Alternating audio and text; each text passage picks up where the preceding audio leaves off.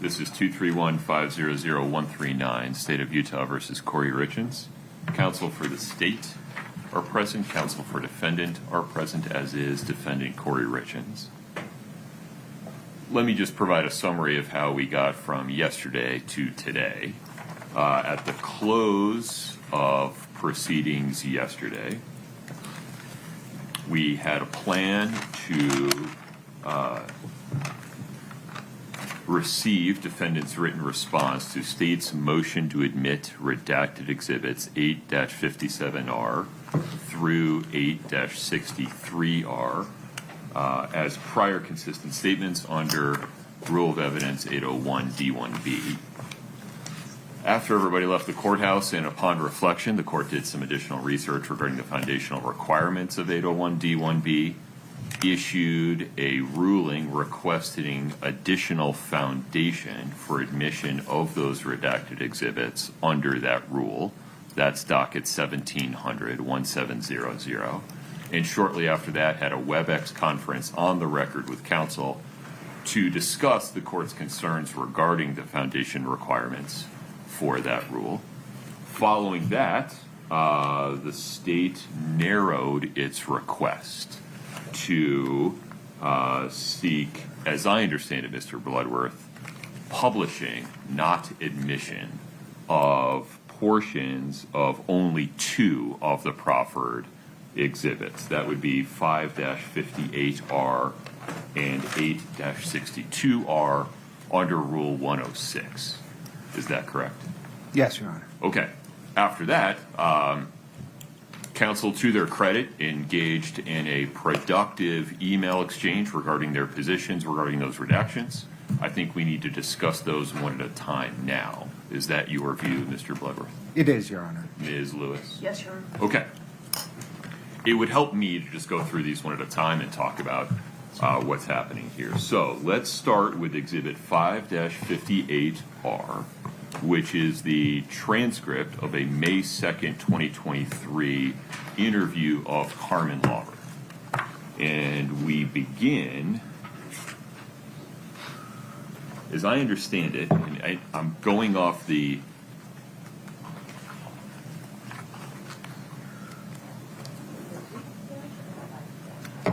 8-58R. Did I misspeak? My apologies. 8-58R. Thank you for the clarification. I want to make sure I'm looking at the right email here. And I'm not.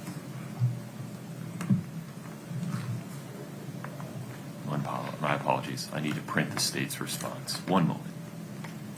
Your Honor, it's probably the 8:05 p.m. Yes, that's right.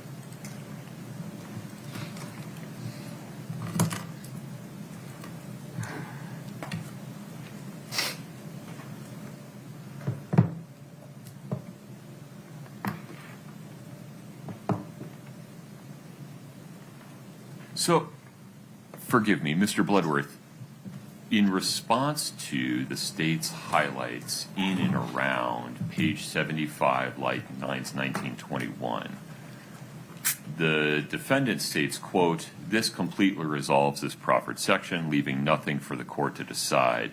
But then the state, I think, sees it a little differently. Help me understand here. Yes, Your Honor. The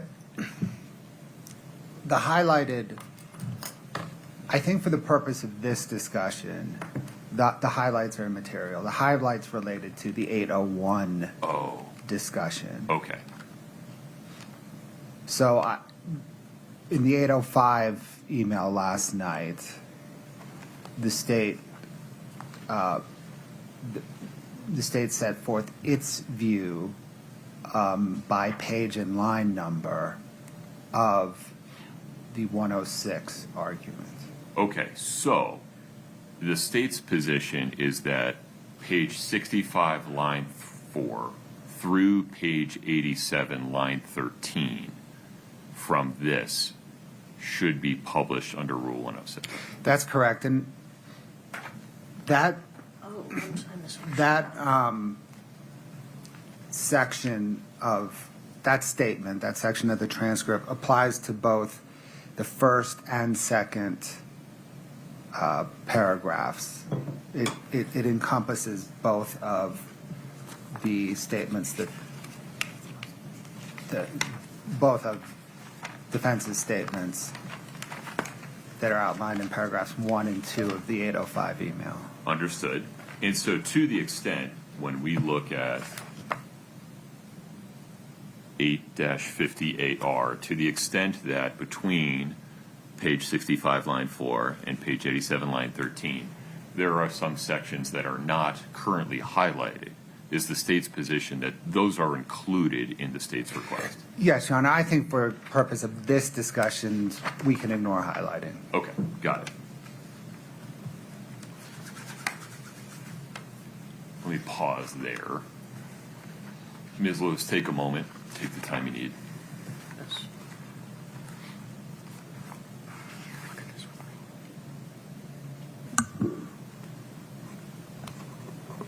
I didn't realize we were ignoring the highlights until right now. So, Well, I think if it helps speed things along, as I understand it, the defendant didn't have any trouble with the highlighted portions. It's now the unhighlighted portions between 65 and 87 that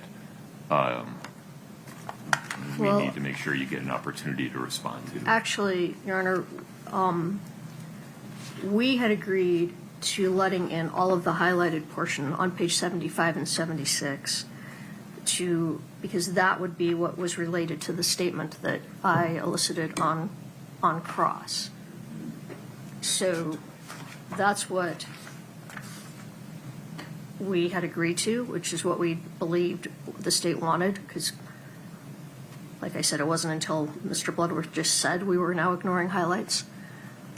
So we agreed to page 75, line 8, starting at line 8, through page 76, ending at line 5, under the rule of completeness, because that completed the discussion around the elicited statement, which is give us the details that will ensure Kouri gets convicted of murder.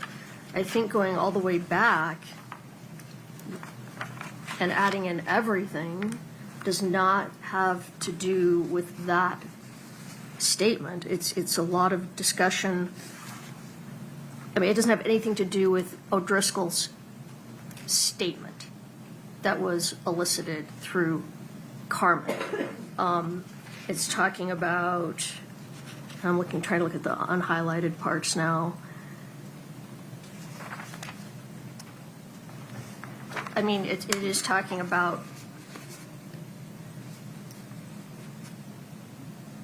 that it's about she doesn't know the situation between Eric and Kouri, which wouldn't have anything to do with that. It's about when we're going to meet again. She says, I need to go through whatever I need to go through to figure out. I mean, this doesn't have anything to do with that statement by Detective O'Driscoll. I mean, I agree the stuff right before that and immediately after that that completes that line of question and answers should come in. But, for example, on page 67, Detective Maynard says, I'm just saying we're going to need you to settle down and get details and timelines. I mean, that doesn't have anything to do with the statement. And it's also hearsay by Detective Maynard. I mean, I suppose if Mr. Bloodworth wants to question Detective O'Driscoll about some of these other statements, that would be appropriate, but I disagree that all of this comes in under the rule of completeness. I think we need to be a little bit careful here. It's not Detective O'Driscoll's statements that are subject to the rule of completeness. It is Ms. Lauber's statements that are potentially subject to the rule of completeness. And as I understood the state's position, it was the context provided by Detective O'Driscoll's statement on page 75 combined with Ms. Lauber's response on page 82. And that was, as I understood from back when Carmen Lauber testified in open court, what the state believed they needed to correct the arc of. Is that fairly stated, Mr. Bloodworth? It is, Your Honor, and I can provide additional detail to the extent we need it. if you would just make a record for why the state believes page 65, line 4 through page 87, line 13 is required to explain, qualify, or provide context for Ms. Lauber's testimony, I'd appreciate it.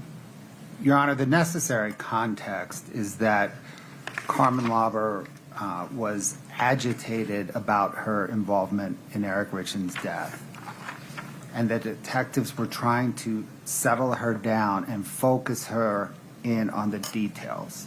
The court can see the word details in this portion of the transcript appears a dozen or so times as Carmen Lauber is scattered.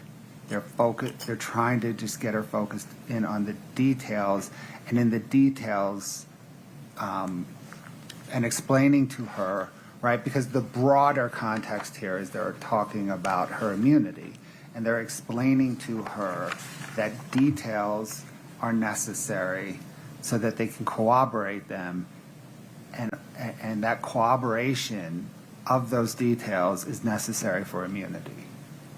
That is the context of the statement. Ms. Lewis, go from there, please.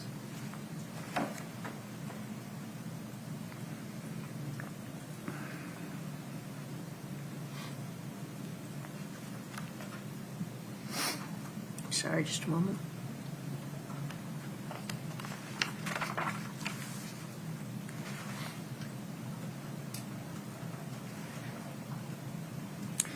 Your Honor, if the state could add, that is the narrowly tailored context of the statement. The state, water under the bridge, but the state has argued the entire series of interviews provides that context as well. That's been preserved. It has. I appreciate that.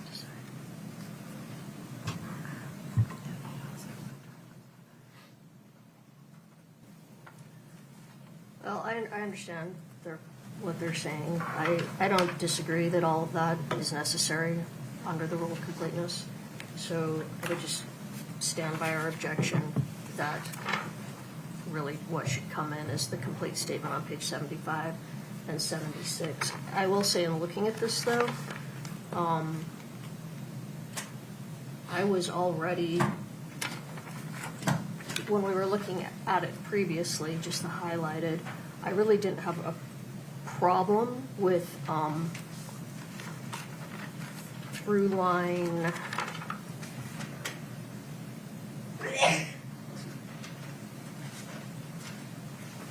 on page 82 through line 17 on page 82, because I actually do think some of that came in during cross. I'm not, probably like to take out the stuff between, well, no, that's okay, never mind. So I really don't have a problem with line 8, starting with line 8 on 75, through line 17. Although, you know, I'm sorry, Your Honor, this skips. I mean, we go from 76 to 82, so. No, with the state's request, and I can appreciate why you just need a moment to walk through it. But sitting here this morning, the state's request under Rule 106 is to publish, among other portions, page 65, line 4 through page 87, line 13 All right, of this. So you also want, which you did include, 77 through. That's where you've lost me. So there is a gap in what we're looking at pages 77 through 82. Is there? Yes. What they've provided that they wanted jumped from page 76 to 82. I'm so sorry, Mr. Bloodworth. I'm reading your email of 8:05 p.m. 65, line 4 through 87, 13 inclusive? Correct. Okay. That is correct. I think that the disconnect here is the pages we're looking at. Jump. She's looking at jump, yes. Oh, okay. So now you want the pages you don't have here also. I did not appreciate that. I've got to see the other pages. So do I. Yeah, my Well, apologies. I think, I'm redacted. here's what we'll do.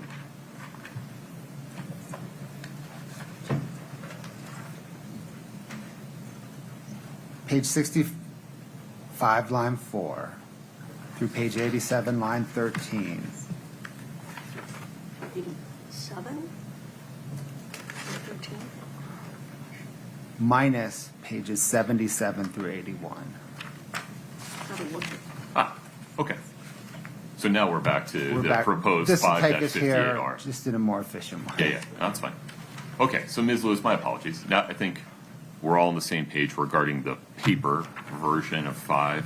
I keep doing that, 8-58R that we're looking at. Thank you for raising that. So just so the record is clear, we're currently contemplating page 65, line 4 through 7625, and then 82.1 through 87.13. I would agree with 76, starting at line 8, through the bottom, I'm sorry, 75, starting at line 8, through the bottom of 76, and I am all right with page 82 through line 17, but we would object to the rest. Okay, bear with me.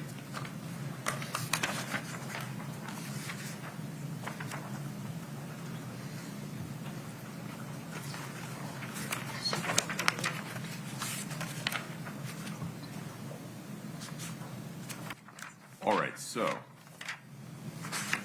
the court is persuaded that the statements of Carmen Lauber elicited on cross-examination,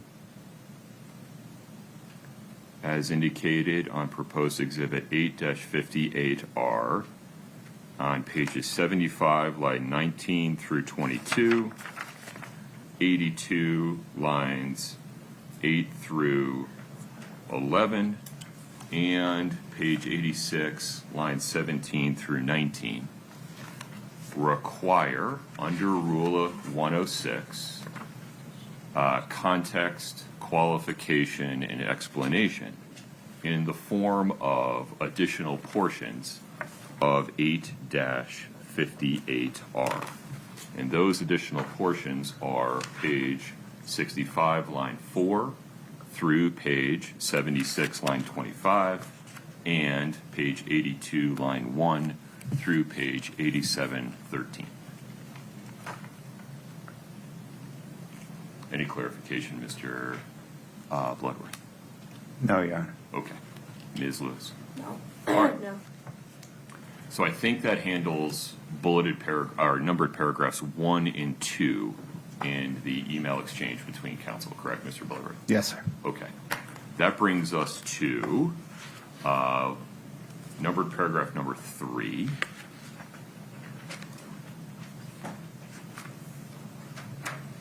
Bear with me.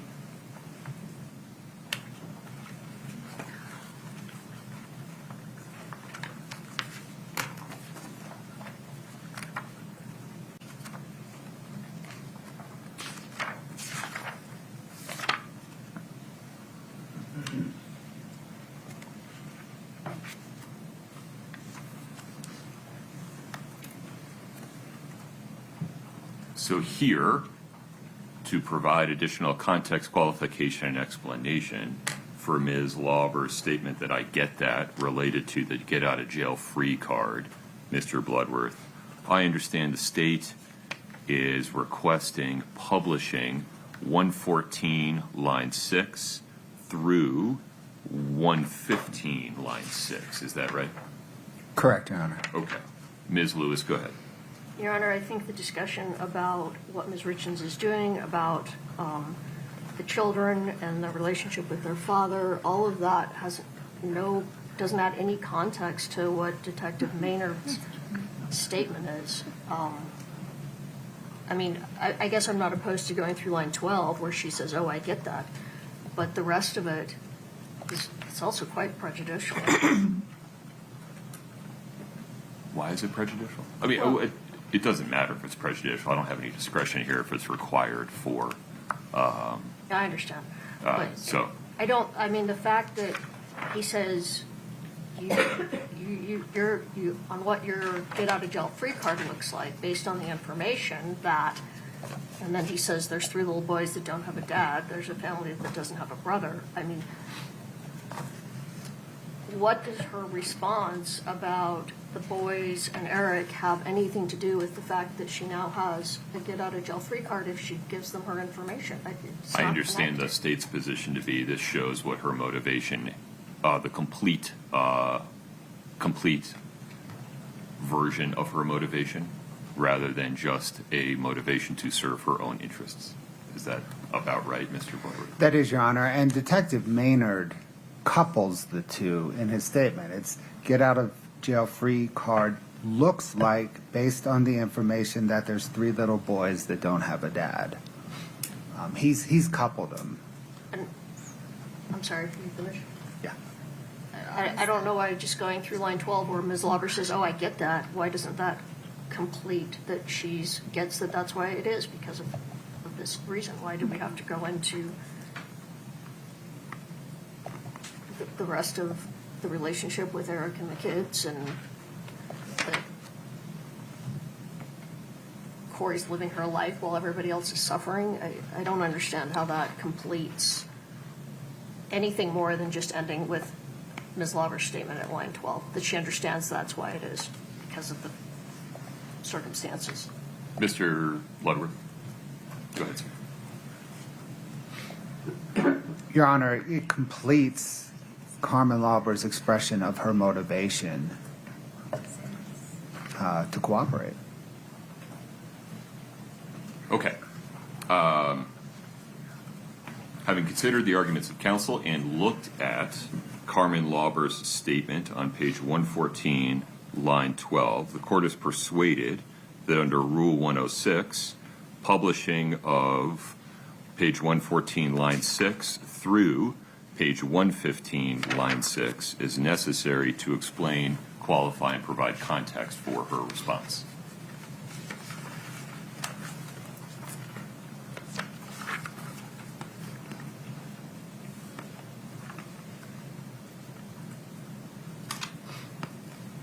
All right.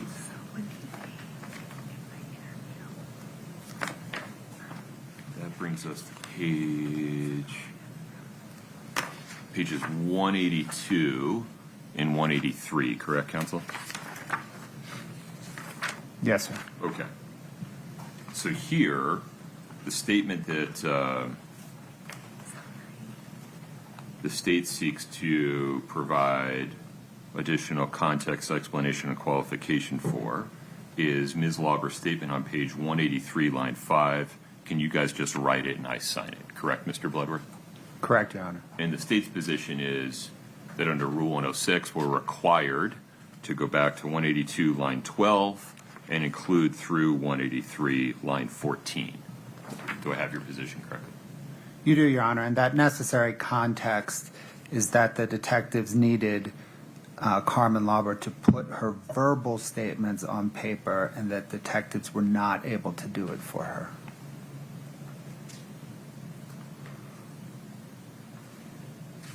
Actually, I'm fine with that. I think there was a typo in what we said in our response. Okay. Very good. The of court the is. lines. Oh, I'm sorry to cut you off, Ms. Lewis. Go ahead. No, I'm sorry. I was just saying in terms of the lines we agreed to, I think that's just typed incorrectly. That's not a problem. Okay. Under Rule 106, the state is permitted to publish page 182, line 12 through 183, line 14 from 8-58R.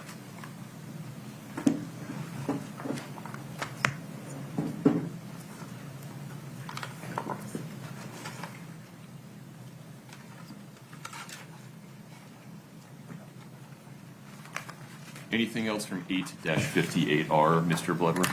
No, Your Honor. Okay. Ms. Lewis? No. All right. That brings us to 8-62R, correct? Yes, sir. All right.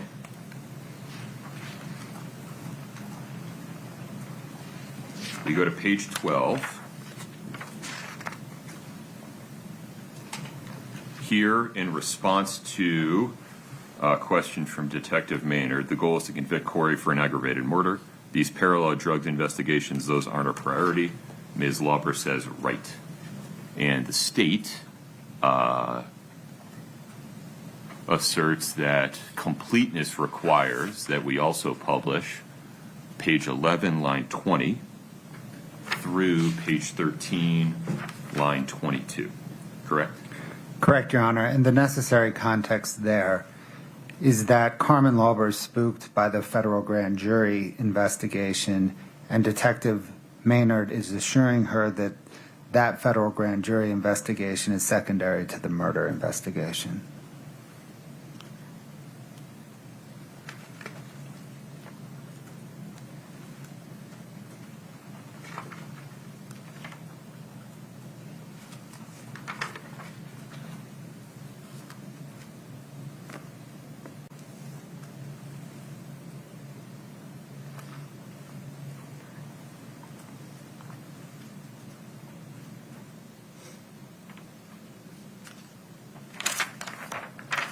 Ms. Lewis.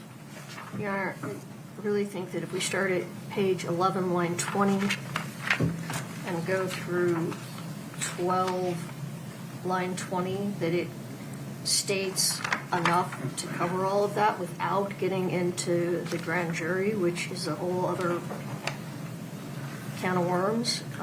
Why can't we go to 13, line 7? It gets a little confusing after that, I'll grant you, but 13, line 7, I think, is an important closure on that issue of the potential for federal charges.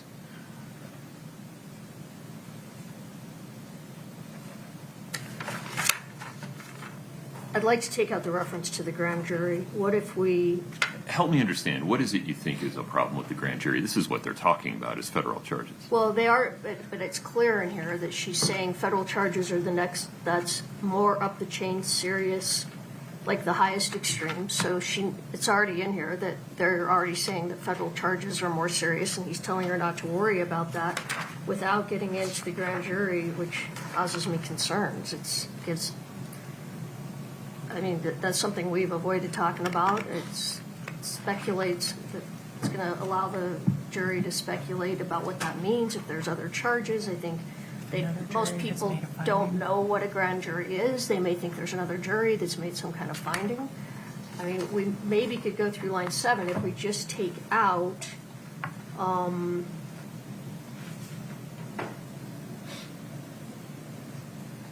we could even just take out on 13, starting at line 2, just take out that's where it's formalizing it with the grand jury.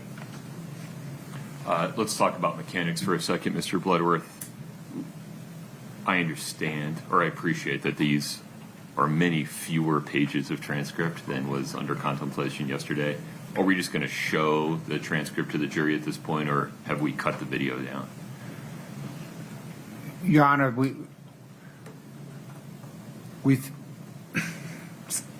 set the conditions where we can cut the video down.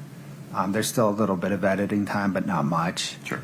The state intends to publish by, as we've published other similar exhibits, playing the video with the transcript rolling beneath it. Okay. All right. I appreciate that. Okay. Mr. Bloodworth, talk to me. Why, in the state's view, do we need to go beyond line 7 on page 13? I'm sorry to interrupt, but I'm actually okay if we go through line 10. Okay. Line 10 That on page completes the 13. thought.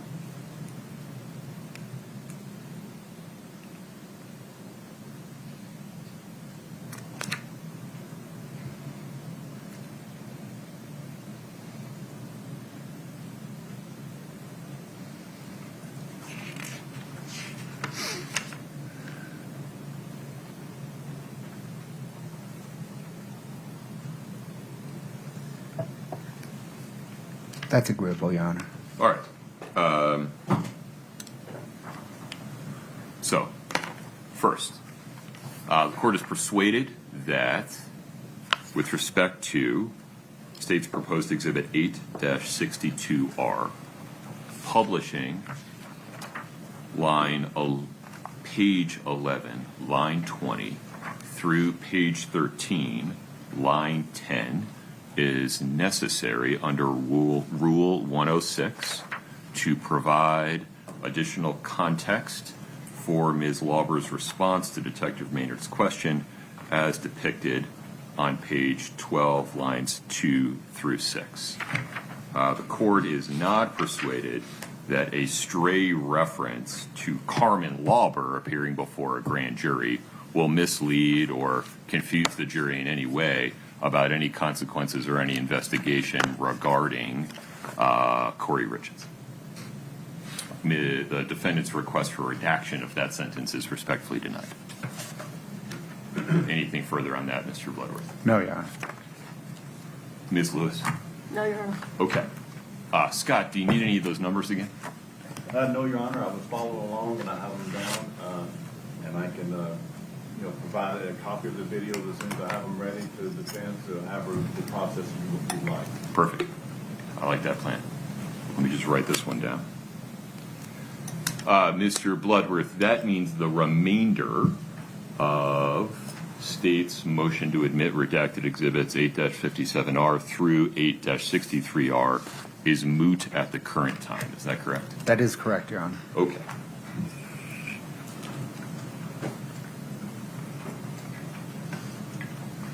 Got it.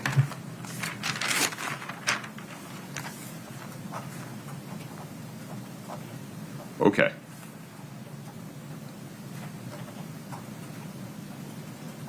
Counsel, last evening I sent out notice of the court's decision denying defendant's motion for mistrial.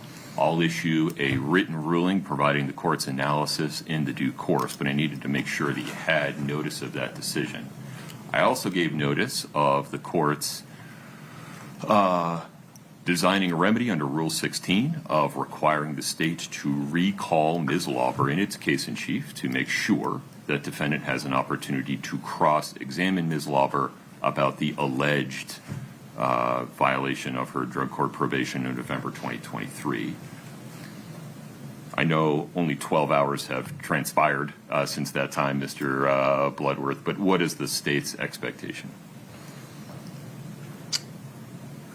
Your Honor, she will be here at 1 o'clock. All right. Are we starting with her? Yes, sir. Okay. Ms. Lewis, anything further on that? I imagine nobody will be discussing with her what she's coming back to testify regarding between. Well, I told her she was still subject to the subpoena, that she was not released. I'm sure all officers of the court will abide by the rules there. You'd be within your rights to ask her if she's talked to anybody Sure. in the meantime. Sure. I imagine the state will have some limited redirect of her upon putting her on the stand. Yes, Your Honor. Maybe we can clarify just scope Sure. of cross. I think the record's clear in the state's papers that defense has already had an opportunity to examine her on this issue. I appreciate the prophylactic nature of the court's ruling. Right. I'm happy to protect the record. But as I understand it, the scope of defense's cross-examination of Ms. Lauber today is limited to impeachment based on the materials surrounding her supervision. Yeah, even, I think more specifically, the material received by the defense pursuant to the subpoena that allegedly revealed this potential violation of her drug court probation in November of 2023. That's the new information. Okay, and as I understand, that new information is an unsigned affidavit, although substantively that affidavit is no different than the information provided pre-trial. Yeah, that was a little unclear from the papers as to whether the subpoena response gave more detail than what was provided pretrial, I honestly don't know. Yeah. And I want to be clear, this will come out in the court's oral ruling. Sure. The You're- court is not making any finding that the Summit County Attorney's Office intentionally withheld any information, but the knowledge of Detective Maynard is imputed to the state, and so we are where we are. Your Honor, I appreciate all that. I think the only information in the subpoena return that was new was a printout of a link to a drug test result, the link which has long expired. So, Was the unsigned declaration provided prior to trial? Your Honor, it was not, but all the substance I see. in that unsigned declaration was provided prior to Okay. trial. Well, to prevent any Sure. infirmity on appeal, my view is that the scope of this recross that the court is providing the defense an opportunity to do are the facts and circumstances related to any potential violation of Ms. Lauber's drug court terms and conditions in November of 2023. Understand. Ms. Lewis. Just some clarification. Well, first, the only information we had before was that she apparently had drank alcohol. The information about the circumstances surrounding that is new. But the other thing, so I included in what the state sent us was the letter that Carmen Lauber sent to Judge Mabee, which I did have before, but I didn't question her about it. But now I would like to point out that what she says in that letter is not accurate. What's the date of the letter? February 15th of 2024, where she says that she's been in 100% full compliance. Well, now we know that she's not been in 100% full compliance, so. I don't know if we know that. We know that she was observed holding an alcoholic drink. We don't know if she ever consumed it. And so, I mean, I suppose if you want to ask her if she violated her condition of not possessing or purchasing alcohol, you can ask her that. But Your Honor, I'm not sure that's. No, it says she was consuming it here. well, that's an unsigned affidavit. We got to be careful. That's not evidence of anything. It's just words on a piece of paper. You can ask her about it, but we can't admit that. Go ahead, Mr. Bloodworth. Your Honor, the letter to Judge Mabee, I believe, has been in discovery for years. No, and Ms. Lewis is not suggesting otherwise. It's just she's not suggesting now she has, in her view, evidence that the statements made by Ms. Lauber in the letter are not true. And so she now has a reason to ask her about that. Understand. And then we were provided also this, I guess it's a screenshot of text between Ms. Lauber and Detective Maynard that we just got also for the first time that I didn't have. So I would like to ask her again about her communications and her supervision. As long as you're within the dates of those text messages.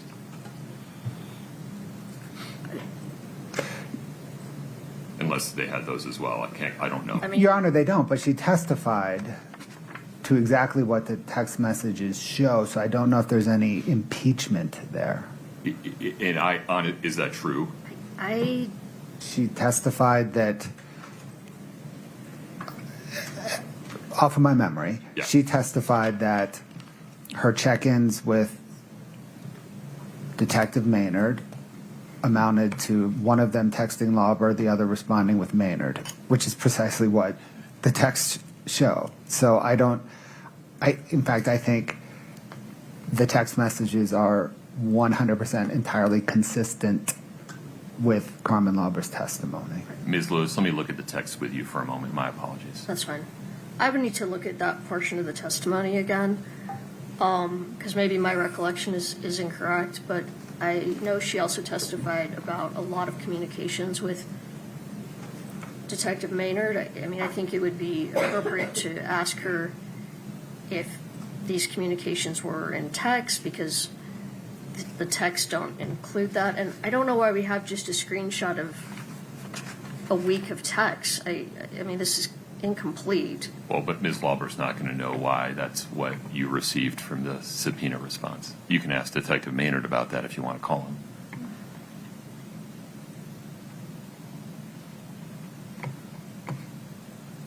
about why we only have these dates. Is that what you're talking about? Right. Ms. Lauber won't know why Detective Maynard or the Summit County Sheriff's Office did or didn't right. produce I wasn't additional gonna- records. I wasn't going to ask her that. I was talking about if this is a fair representation of all of her texts. I mean, I was. All of her texts for Saturday, February 14 through Monday, February 16. Well, I think I could ask her if this was a representation of her text throughout her supervision, if this is what they did. There's no.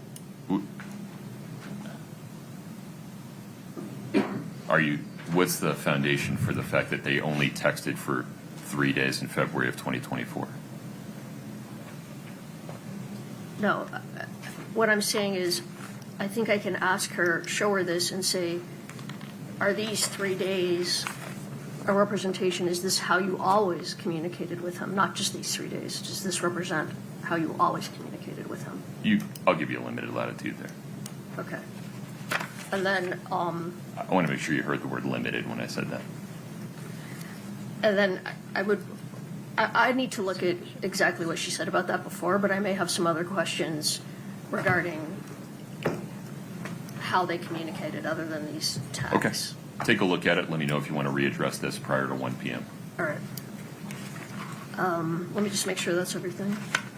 Now, to be clear, my view is that because we're in the state's case in chief when we're recalling one of the state's witnesses, Mr. Bloodworth, if you want on direct to direct examine Ms. Lauber regarding the November 2023 events, if any, you're permitted to do so. Yes, sir. Okay. All right, I think that's it. Okay. Let me pause there. Anything else on the record at this time, Mr. Bloodworth? No, Your Honor. Am I correct that the state's intention, as we sit here at the moment, is to call Ms. Lauber and Detective O'Driscoll today? Correct. Okay. Do you have any intention, as you sit here at the moment, to call any other witnesses in the state's case in chief? No, sir. Okay. Understanding we may or may not get Detective O'Driscoll done today, but certainly will sometime tomorrow. Does the defense, if it plans to put on witnesses, that's your prerogative to choose whether or not to do so, have a couple or more in the wings for tomorrow? We do. Okay, very good. Anything else on the record right now, Mr. Bloodworth? No, Your Honor. Ms. Def- Nestor? We'll definitely want to need to take a break after they rest to do our Rule 17 motion. Fine. And we also, while we're talking about scheduling, we've got plenty of time here. We would like to build in a little bit of time to have a conversation with our client upon their arresting. There are some decisions the client will need to make. And we may need about 30 minutes to do that. No problem. No problem. Okay. Anything else on the record at this time, Ms. Nestor? No, sir. All right, folks, we will be in recess. Why don't we plan council to be back at 12:45, just to make sure we handle any issues that may come up between now and 1 p.m. All right, we'll be in recess until 12:45. Thank you. Thank you. All rise. State of Utah versus Kouri Richins. Counsel for the state are present. Defense counsel is present with Ms. Richins. Mr. Bloodworth, anything on the record before we proceed? No, Your Honor. Ms. Lewis, Ms. Nestor? No, Your Honor. All right. Greg, do we have all 12? We're missing 2. All right. As soon as we have the final 2 jurors, we can get started. Very good.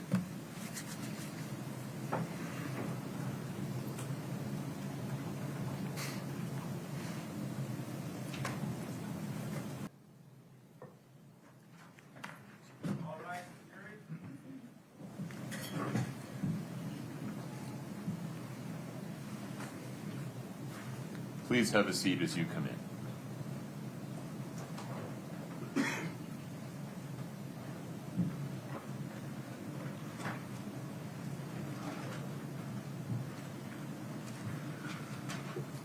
Please have a seat. Ladies and gentlemen, welcome back. We'll now proceed with additional evidence in the state's case in chief. Mr. Bloodworth. Thank you, Your Honor. Your Honor, the state recalls Carmen Lauber. Very good.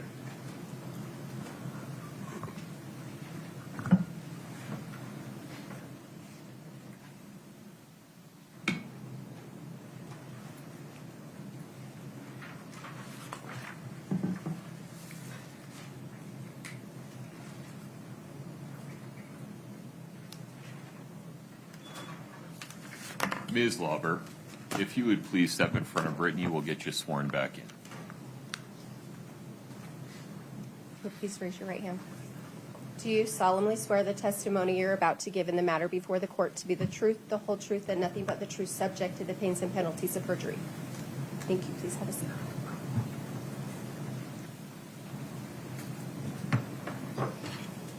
Please have a seat. When you're comfortable, please adjust the mic so it's close.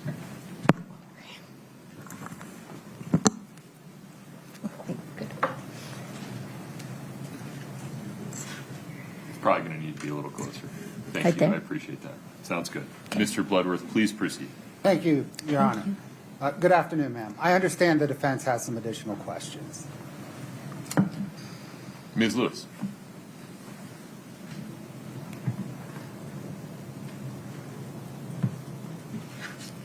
Good afternoon, Ms. Lauber. Good afternoon. Has anybody spoken to you about why you have been asked to come back today? My lawyer told me I was getting recalled again today. And were you told why you were being recalled? No, Okay, so nobody's talked to you about No. what we're going to go over? no. All right. I just have a few questions for you about your probation that you've been on since May of 2023, when you were released after all of your interviews with Detectives O'Driscoll and Detective Maynard, okay? When I was released from Wasatch Jail. County?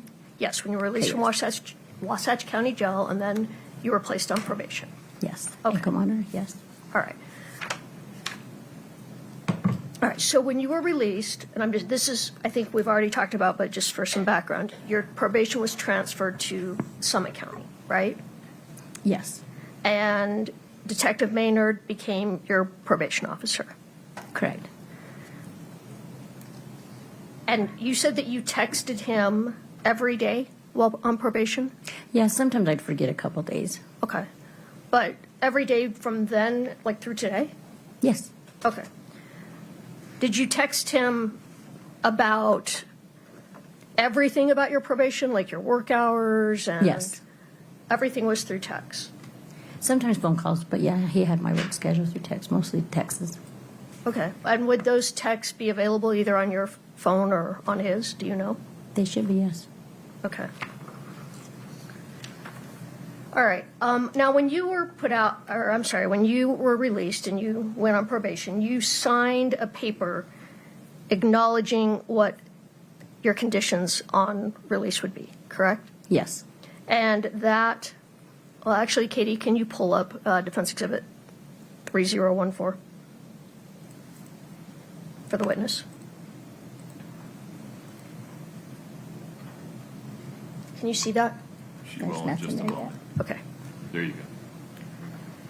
Okay, now it's there. And do you recognize that as your conditions of probation that you signed and agreed to? Yes, Your Honor, could we I'd move to admit 3014 and publish it? Objection, Your Honor. Hearsay. These are being admitted to show what Ms. Lauber understood, correct, Ms. Lewis? Right. Okay. Correct. Overruled. 3014 is admitted for the purpose of showing Ms. Lauber's understanding. Okay, and you signed that paper agreeing you would follow those conditions. Is that true? correct. Do you want me to publish these? Oh, yes, now? I said that, Okay. sorry.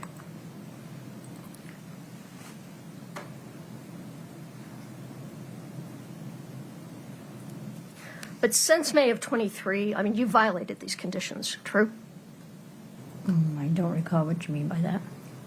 Have you violated any of the conditions that you agreed to since you signed that paper? Which one do you, no. You haven't violated any conditions?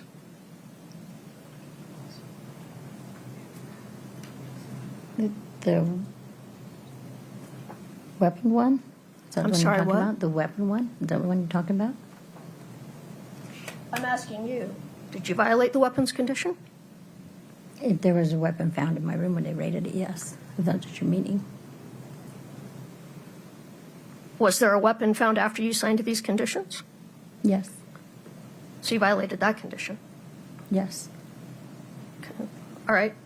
You also violated the alcohol condition, correct? If you're talking about where I went to a concert,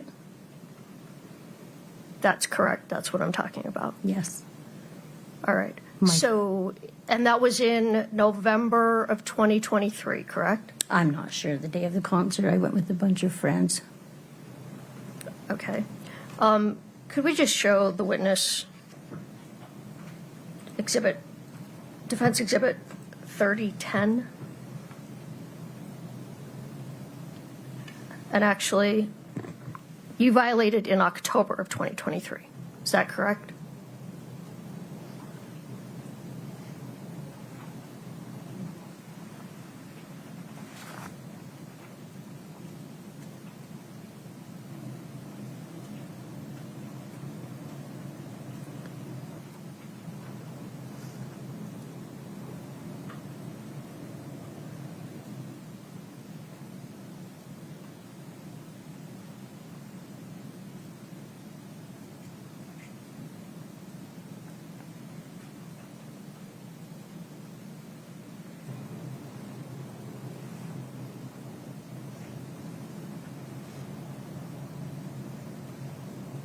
Okay. I'm sorry. So October of 2023, you violated your alcohol condition, true? I went there with a bunch of friends, and my buddy who bought me the ticket, I asked him if I could pay him back. He said, no, you could just buy the drinks and snacks. All right. And you drank the drinks also. No, I did not. Well, so you were seen at the concert by a detective from the Summit County Police Force, With correct? buying them, yes, correct. And you had alcohol in your hand, correct? Correct. And afterwards, he contacted you, correct? Maynard did, I believe. I don't Okay. think- It was I don't think- Detective Maynard contacted you. Yeah, I don't think this detective did. And you admitted to him that you drank the alcohol, I correct? had told him I was there with it, yes. You said you consumed it. No, I did not. I don't recall the time I consumed it, no. I had bought the snacks and beverages for, Would you look at what's in front of, actually, Your Honor, can we just publish this now? I'd be to admit for Objection, impeachment Your Honor. purposes. I think Um, hearsay, Hearsay, yes. sustained. All right, I want you to take a look with the line that is. Can't read it. Thank you, highlighted. I was going to count it, but the line that is highlighted. yes, I see it. And what does that refresh your recollection as to what you told Detective Maynard? No, I don't recall, but if it's there, I guess so.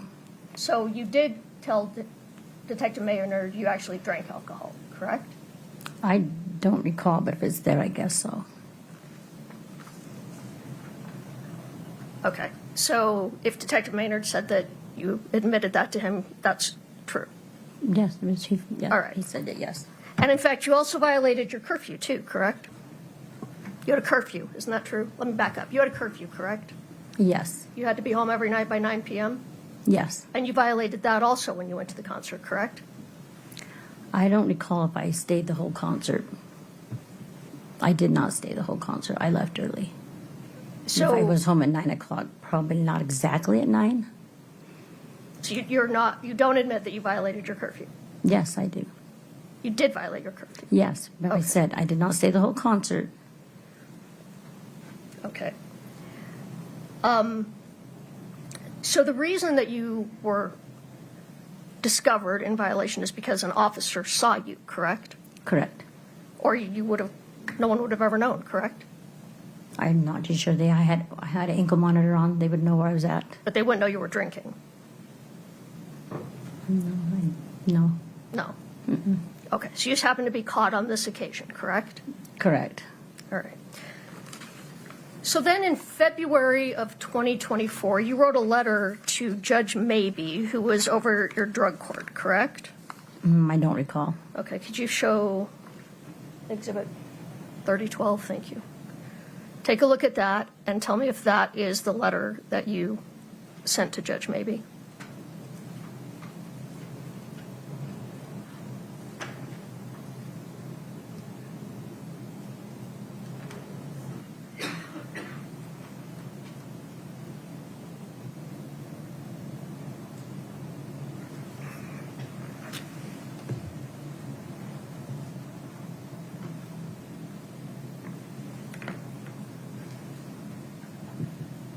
Do you remember that letter now, Ms. Lover? Yeah. You do? Yes, I do. Okay. I'd move to admit Exhibit 3012 and publish it. Objection, Your Honor, hearsay. It's not, Are we admitting you for the truth? I mean, it's her statement. She can be questioned about it. So, question her. Yes. Sustain. If you're admitting for the truth, it's hearsay. All right. All right. In this letter, you were asking for permission to go visit your boyfriend in Las Vegas once a month, correct? Yes. Okay. And in this letter, you said that, actually, Your Honor, could we approach 1 second? Of course. Okay.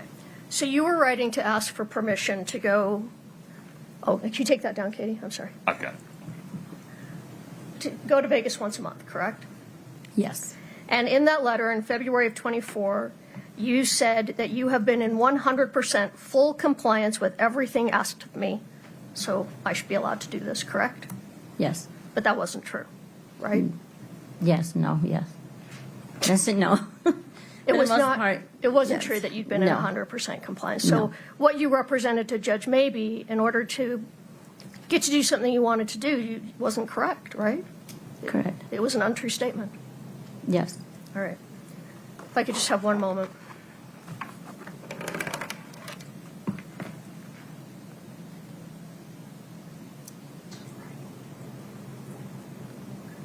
Your Honor, that's all we have.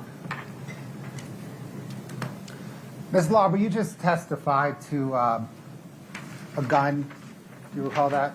Yes. Was that the gun that detectives seized when executing a warrant on your home on April the 26th, 2023? Correct. And then you entered into the probation agreement about a month later on May the 18th, 2023? I'm not sure exactly the date, but it's in evidence. Thank you. yes. Ms. Lewis, may we allow this witness to step down? Yes, we may. Are we releasing this witness?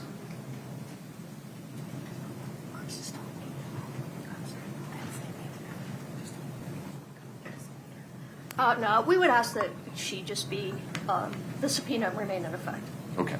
But she may leave now. So, Ms. Lauber, to be clear, like the last time, you're free to go, but you're still subject to subpoena. You may be called back. Because of that possibility, I need you to not read, watch, or listen to any coverage of this case of any kind. Okay. And do not talk to anybody about your testimony. Okay. Okay, very good. You're free to go. All right. Thank you.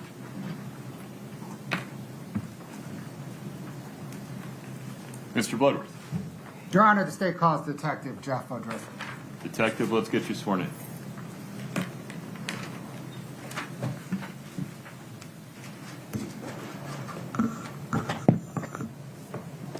Do you solemnly swear the testimony you're about to give in the matter before the court to be the truth, the whole truth, and nothing but the truth, subject to the pains and penalties of perjury? I do. Thank you. Have a seat.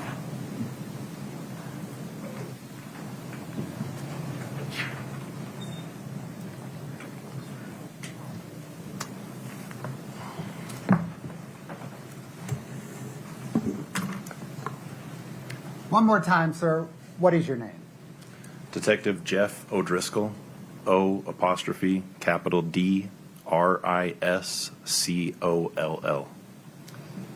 And what, sir, do you do for a living? I'm a narcotics and major crimes detective for the Summit County Sheriff's Office. How long have you been with the sheriff's office? 10 years. What did you do before becoming a detective? I worked in the patrol division with the Sheriff's Office. I had a number of primary duties as well as lateral duties. I was mainly responsible for responding to calls for service. I also was a canine handler. I was a UAS pilot or drone pilot. I was a member of the SWAT team as well as a SWAT sniper, and various other administrative duties. When did you become a detective? July of 2022. And sir, what types of cases have you handled as a detective? All types of cases, as far as property crimes, frauds, thefts, mail thefts, home burglaries, vehicle burglaries, and then persons crimes, everywhere from simple assault to sexual assault, shootings.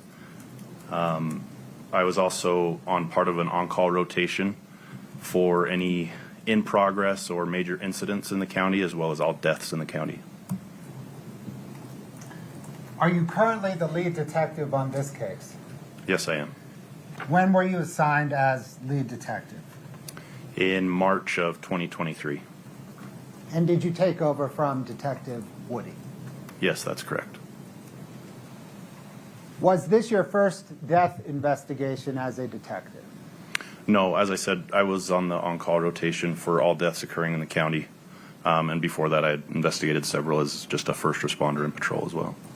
Was this your first death investigation that became a full-blown homicide investigation? Yes, it was. Upon being assigned as lead investigator in this case, how did you approach your investigation?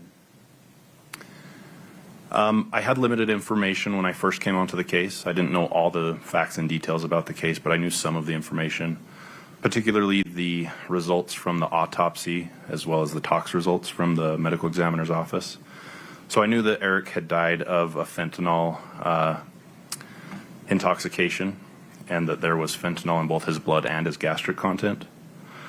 But as far as how I approached the investigation, I wanted to start fresh. I wanted to start as if it was the first day that it had occurred and the first time that I was seeing it.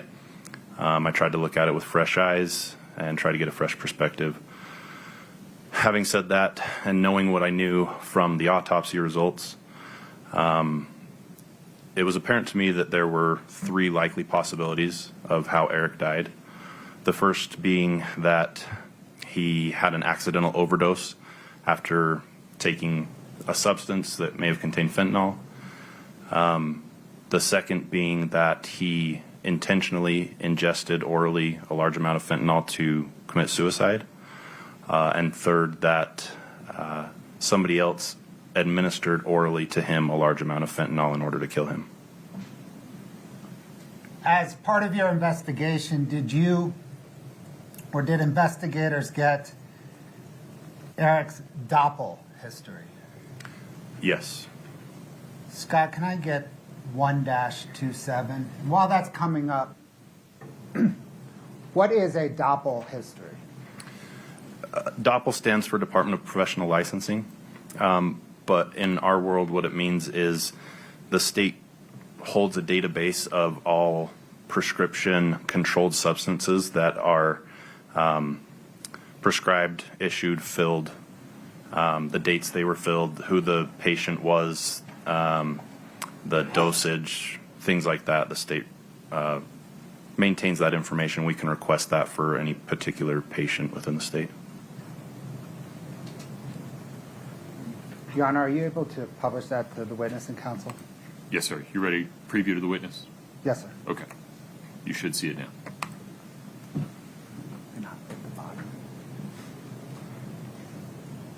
Is this the Doppel history that investigators requested? Yes. Your Honor, can we publish? Any objection, counsel? No objection. He's moving to admit it. So move to admit and publish. No objection. State's Exhibit 1-27 is admitted.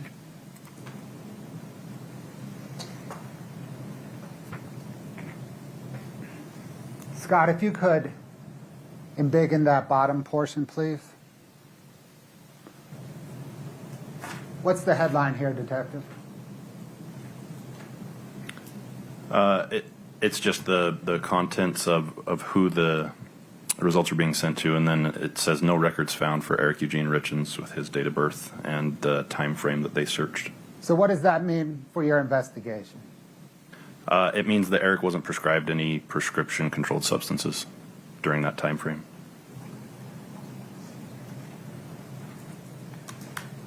Did investigators search Eric's phone for evidence of THC gummy use? Yes. Did investigators discover 2 text messages between Kouri and Eric Richins regarding THC gummy use? Yes, those messages were recovered from Eric's cell phone. Scott, can I get 2-118D, please? Is this an accurate depiction of a November 20th, 2021 text exchange between Kouri and Eric Richins? Yes, it is.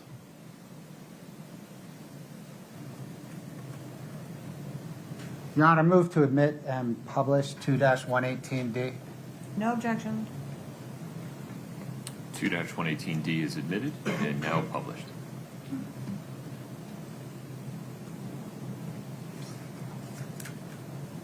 I believe the green is Eric's and the blue is Kouri Richins.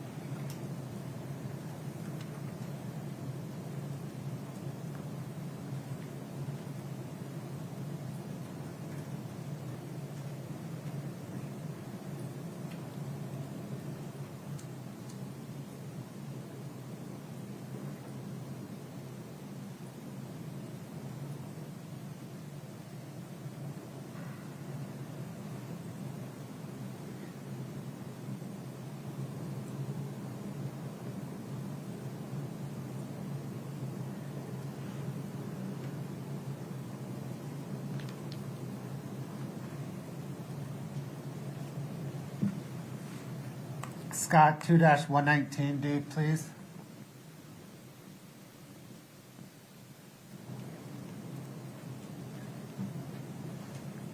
Detective, is this a accurate depiction of a January 13th, 2022 text exchange between Kouri and Eric Richins? Yes, and again, I believe it's the green that is Eric speaking and the blue that is Kouri Richins speaking. Your Honor, State moves to admit and publish. No objection. States 2-119D is admitted.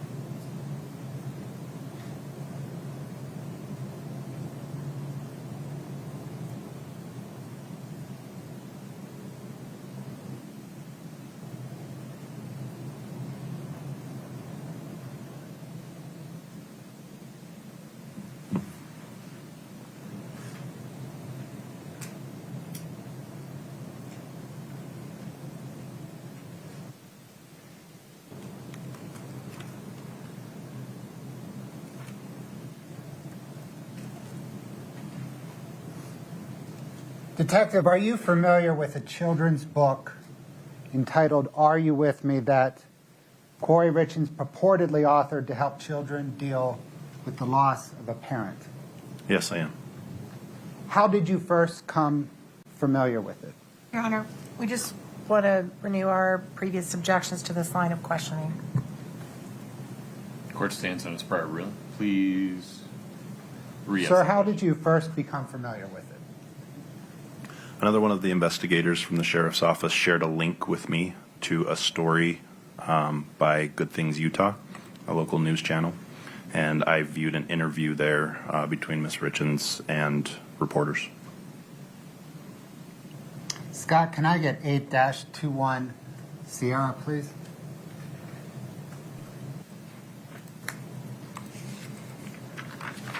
Sir, do you recognize that as an authentic depiction of a screenshot from that interview?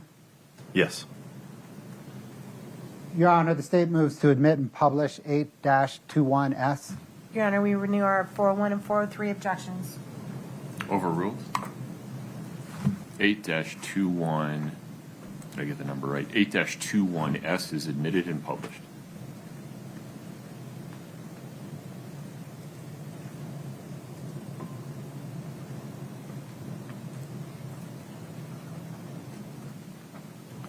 Did detectives investigate how Kouri Richins came to appear on Good Things Utah? Yes. A subpoena was sent to ABC Utah news station to get that information, and part of their production, they produced some emails between Ms. Richins and the production team. It appeared that they had some kind of standardized form that anyone could fill out to requesting to be on the show, and it looked like Ms. Richins had filled that out and they were communicating about the results. Scott, can I get 2-115?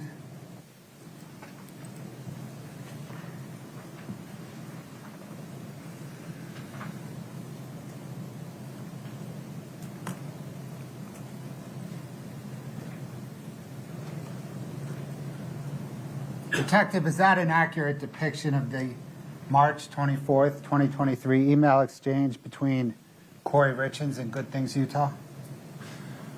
Yeah, I believe it began on March 24th. There's various dates on when emails were sent back and forth, but yes. Your Honor, the state moves to admit and publish 2-115. Object to 401, 403, and hearsay, Your Honor. 401 and 403 overruled. With respect to hearsay, there are portions of this were authored by Kouri Richins, other portions authored by people other than Kouri Richins, correct?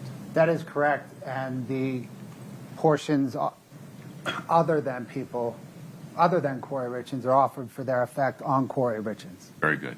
Ladies and gentlemen of the jury, to the extent that State's Exhibit 2-115 includes statements authored by Kouri Richins, you may consider those statements for the truth or for any purpose.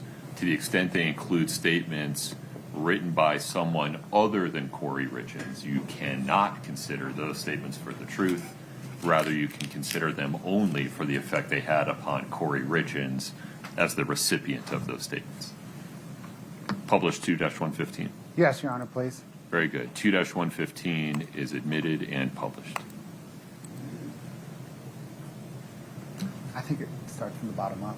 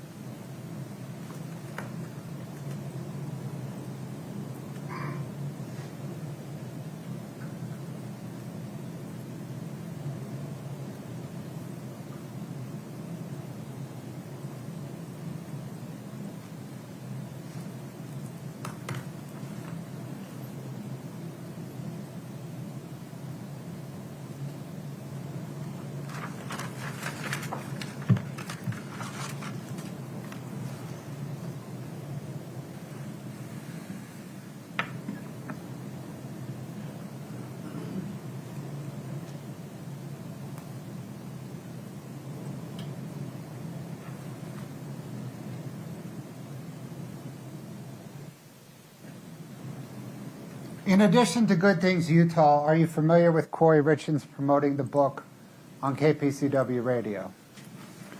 Yes, again, I was sent a link to their website. I viewed their webpage and saw an interview with Miss Richins and journalists and listened to an interview that she conducted with them on their website.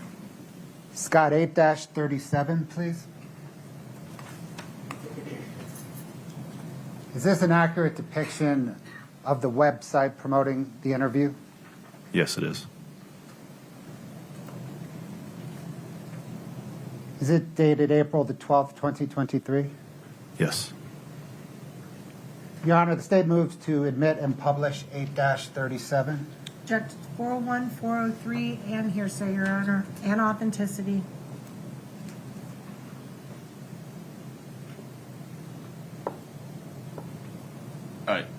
Do you actually have an authenticity objection? Yes. Please approach.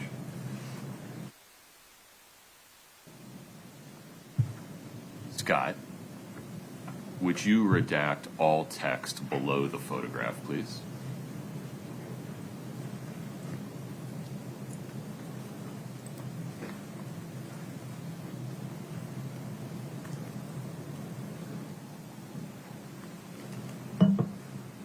In the caption to the photograph, please.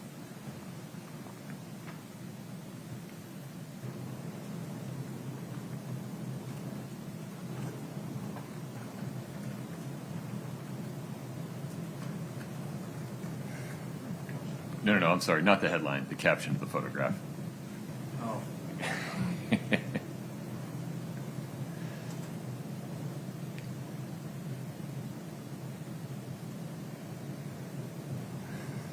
There we go. Okay. Remind me of the number, Mr. Bloodworth. Your Honor, 8-37. Do you want to put an R on it? Does it matter? We should put an R on it Okay. now. States 8-37R is admitted. Defendant's objections thereto are overruled. Ready to publish? Yes, please. Okay.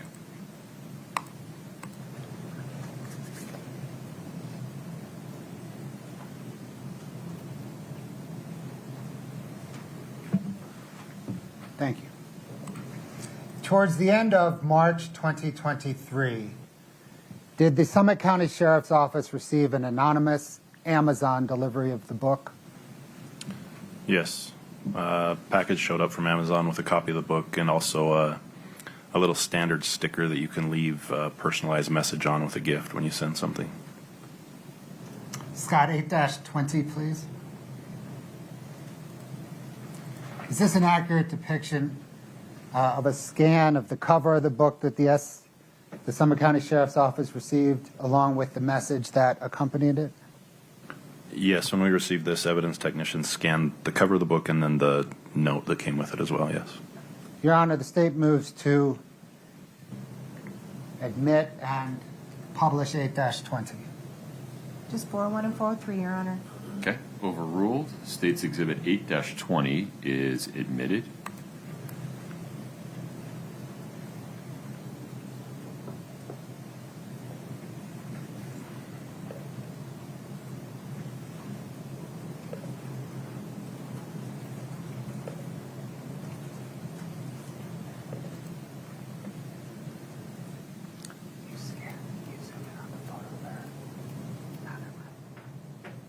Thank you.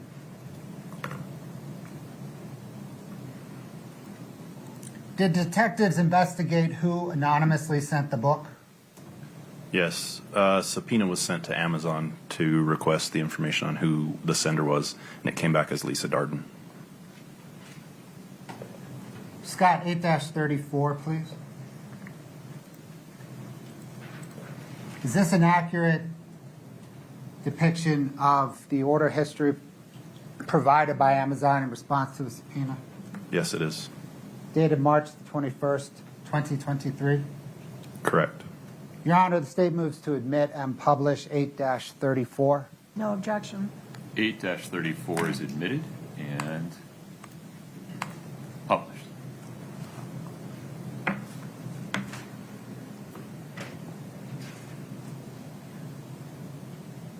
Detective, is Lisa Darden, Kouri Darden's mother.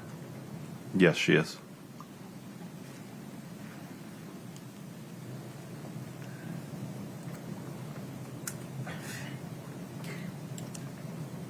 Did detectives investigate who wrote the book? Yes. Who wrote the book? Objection to 4143 and hearsay. Overruled. Go ahead. We found text messages in in Miss Richins' phone between her and a contact named Book Writing Lane, who is a book writer, publisher of some type, regarding them writing the book for her. Are they a ghostwriter? Yeah. Scott, 2-121, please.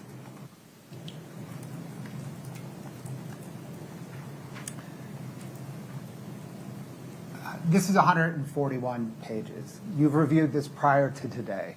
Is this an accurate depiction of those text messages between Kouri Richins and Book Writing Lane? Yes, this is a depiction of part of them. Mr. Bloodworth, would you approach for one moment?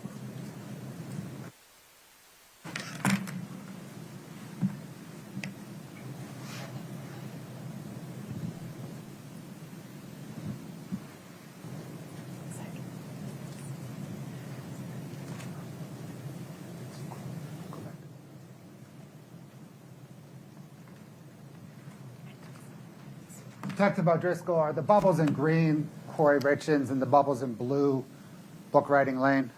Yes, that's correct. And does this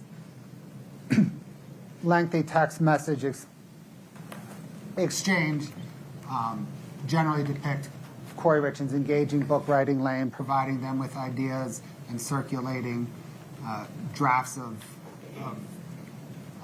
the narrative and the illustrations? Yes, that's what it appears to me. Your Honor, the state moves 2-121 into evidence. Same objection, 40143 and hearsay, Your Honor. All right. The defendant's objections are overruled. States 2-121 is admitted. Members of the jury, with respect to States Exhibit 2-121, the green messages are authored by Kouri Richins. You may consider the green messages in 2-121 for their truth or any other purpose. The blue messages are authored by someone other than Kouri Richins. You cannot consider the blue messages in 2-121 for their truth. Rather, you may only consider them for the effect they had upon the listener, that is, Kouri Richins. 2-121 is published. Thank you, Your Honor, but the state wasn't going to Oh, my go through apologies. 141 pages. Yeah, very good. Did Kouri Richins discuss the book with her family? Yes. I'm sorry. Yes. Again, in text messages that we found on her phone, she has discussions with her family members about it. Scott, 2-112, please.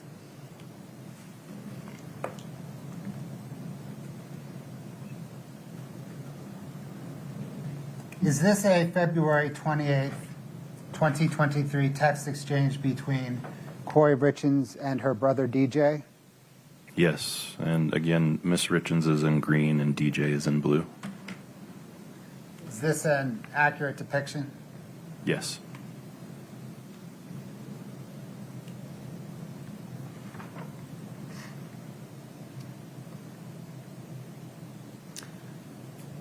Your Honor, the state moves to admit and publish 2-112. Object to 40143 and hearsay, Your Honor. Defendant's objections are overruled. Are you asking for the same instruction, Ms. Nestor? No, sir. Okay. 2-112 is admitted. Move to publish, Your Honor. Okay.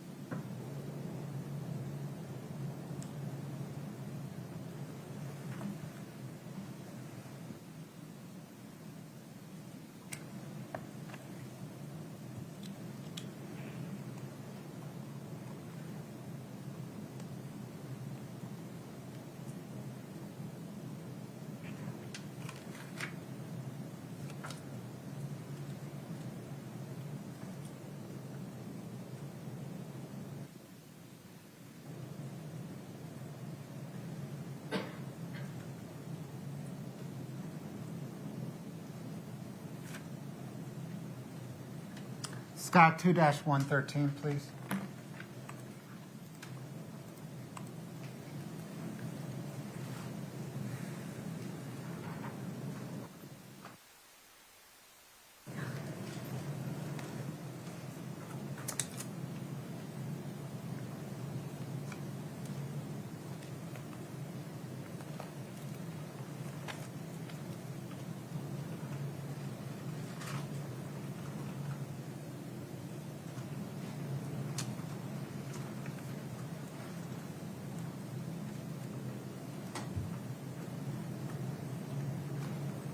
Detective, is this a March 8th, 2023 text exchange between Kouri Richins and her mother?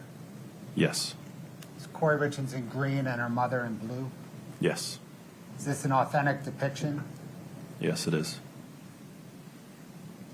Your Honor, the state moves 2-113 into evidence and to publish. Objection 4143 and hearsay, we don't need the instruction. Defendant's objections are overruled.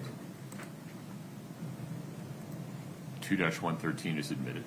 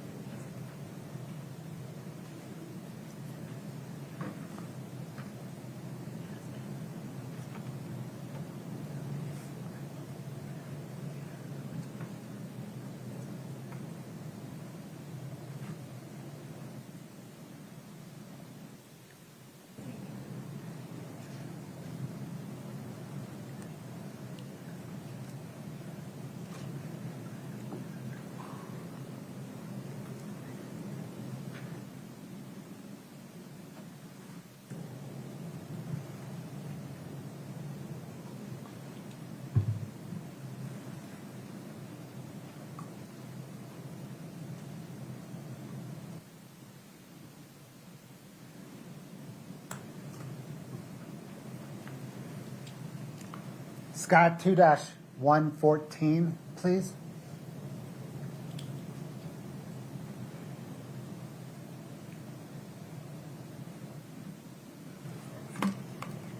Oh, Your Honor, we took it down because it was being published. Should be previewed now. Thank you.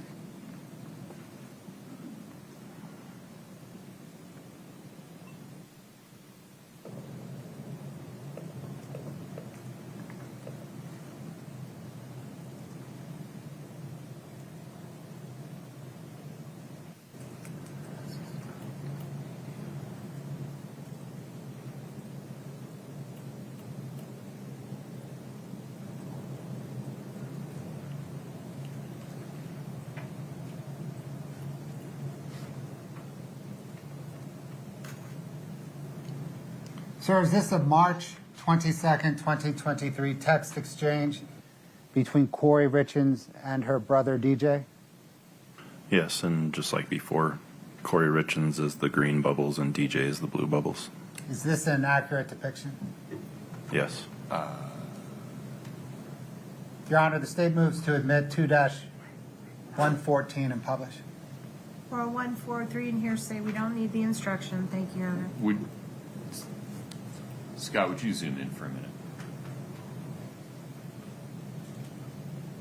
Understood. I misread it. Okay. Zoom back out so I can see the number. My apologies. Defendant's objections to states 2-114 are overruled. 2-114 is admitted and published.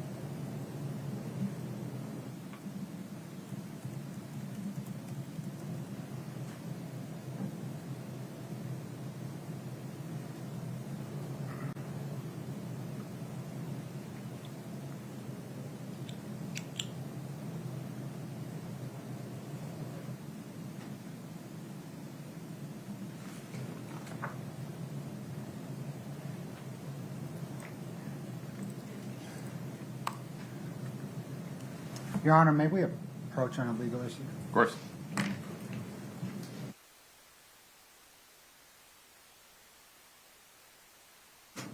Folks, a short restroom break, please. Please rise for the jury.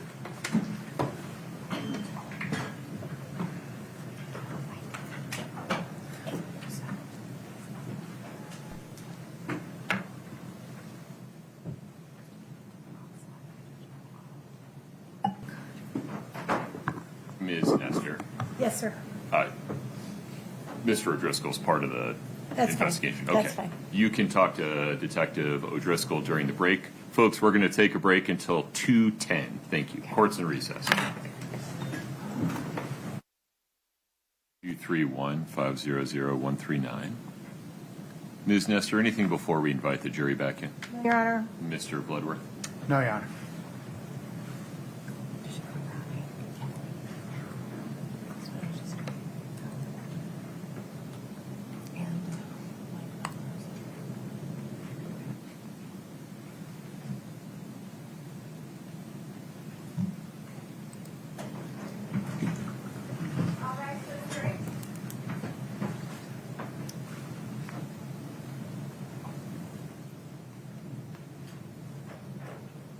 Have a seat, folks. Thank you.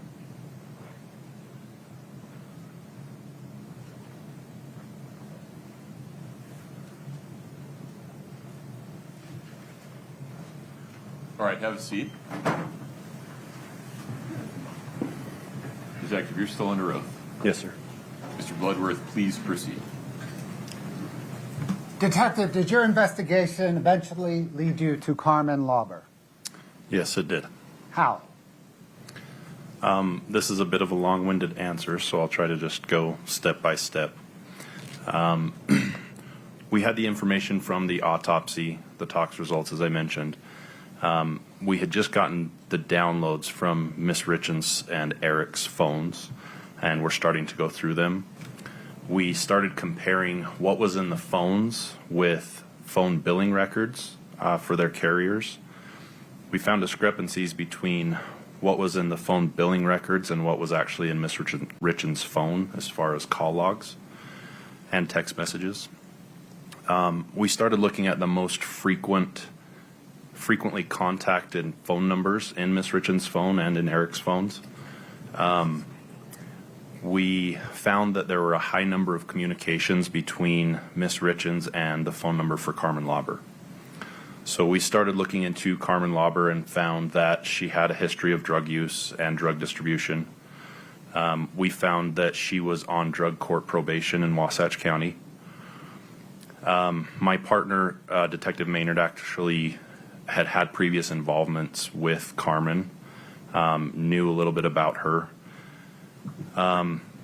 We started looking at who else was, or I'm sorry, we spoke with investigators from Wasatch County that were familiar with Carmen's case, and then learned that Mr. Nick Bonsavage was also in drug court with her, and that they were pretty good friends. We started pulling phone billing records for Mr. Bonsavage and found that he had a high number of contacts, communications with the Gunnison State Prison. And so we went to the Gunnison State Prison and requested the phone calls between inmates and Mr. Bonsavage. We started listening to those phone calls because they're all recorded. And we found an instance where Mr. Bonsavage was speaking to an inmate on the phone, and they were discussing getting an Xbox controller for the inmate. And he said, either you buy it or have Carmen buy it and I'll pay you back. Nick said something to the effect of, no, I can't have Carmen do it. I just tried to give her money the other day, and she told me that she had just made a bunch of money selling illicit street drugs. So that obviously, and that phone call took place on March 4th, the day that Eric died. So that gave us more reason to look into Carmen Lauber. We started surveilling her. As part of our investigation into her, we collected the trash from her home. And in going through the trash, we found drug paraphernalia, specifically tin foil with burn marks and residue on it. And based on my training experience, that's indicative of somebody smoking a substance off of the tin foil. Based on that information, we then applied for a search warrant. At this point, I'm going to object to a narrative. Pause for a moment. Mr. Vloderworth, go ahead. Sir, what did you do next? Based on that information that we had collected, we wrote a search warrant for Carmen Lauber's residence, for her vehicle, and for her person. And that included, among other things, cell phones. Did you execute that search warrant on April the 26th, 2023? Yes. And did you personally execute the portion involving searching Carmen Lauber's home? Yes, I did. Did you find any evidence of a crime in her home? Yes. In Miss Lauber's bedroom, we found THC products, paraphernalia, and a firearm under her bed. And as it relates to Miss Lauber specifically, what was the problem with the firearm? She was a convicted felon, and by state statute, she's not allowed to be in possession of a firearm.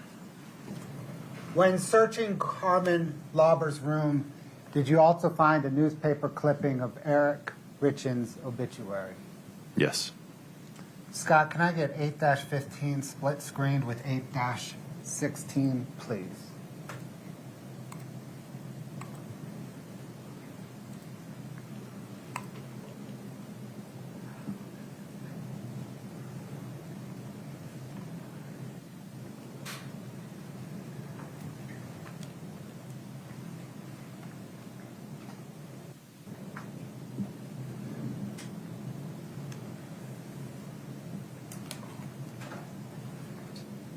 Sir, is that photograph on the left? It's labeled 8-15R, an accurate depiction of a photograph of Eric Richins' obituary in Carmen Lauber's room?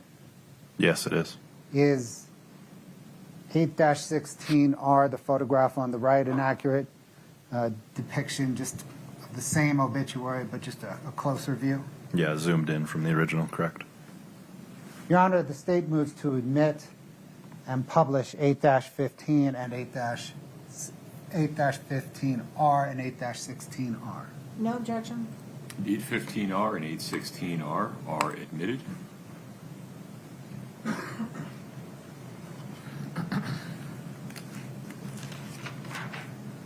Detective, what was your impression of kind of the collection of material on the left?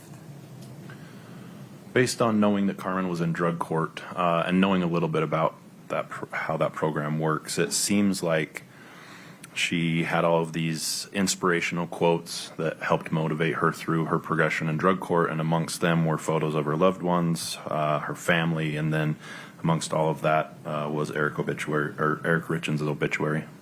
Dead center, wasn't it? Yep, right in the middle of the mirror.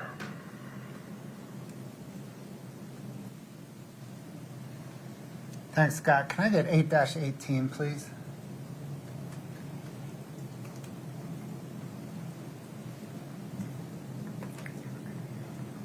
Detective, is this an accurate depiction of a photograph of a C&E hat that you found in Carmen Lauber's room? Yes. Your Honor, the state moves to admit and publish 8-18. No objection. 8-18 is admitted.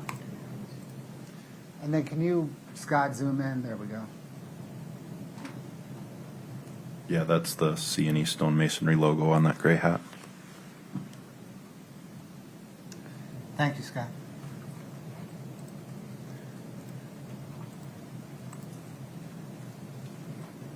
Simultaneous with your search of Carmen Lauber's home, did another deputy stop Carmen Lauber while she was driving? Yes, we planned it that way because we had a warrant for Carmen's person and her vehicle as well. Did that deputy seize her phone? Yes. During that stop, did that deputy find evidence of a crime? Yes, he found that Carmen was driving on a suspended license. Did he arrest her for driving on a suspended license? Yes, he did. Did that stop occur in Wasatch County? Yes. Did that deputy then book Carmen Lauber into the Wasatch County Jail? Yes, he did. Did you and Detective Maynard then interview Carmen Lauber at the Wasatch County Jail? Yes, we interviewed her several times over a number of days. What was your approach to interviewing her? So, as I said before, my partner, Detective Maynard, had previous involvement and knowledge of Carmen Lauber. He knew that she had a history of self-preservation and offering information in exchange for help with her charges. So we knew that going into it. But on top of that, after serving the warrant on her home and being in her bedroom, finding Eric's obituary, it was apparent to me that she probably had some level of guilt or concern over her possible involvement in Eric's death. Object to speculation and move to strike and non-responsive. All of it or just parts? Just the last part. Okay. Can you be specific about the content of the last part you're moving to strike? How he assumed Carmen felt by what he saw. Okay. That part is struck as speculation. Take it from there, Mr. Bloodworth. Your Honor, can I argue that? Yeah, why don't you go approach?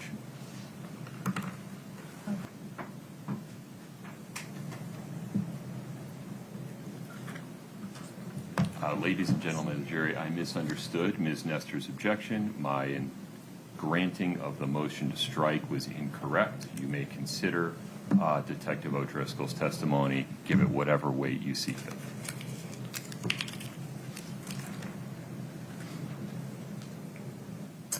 So in addition to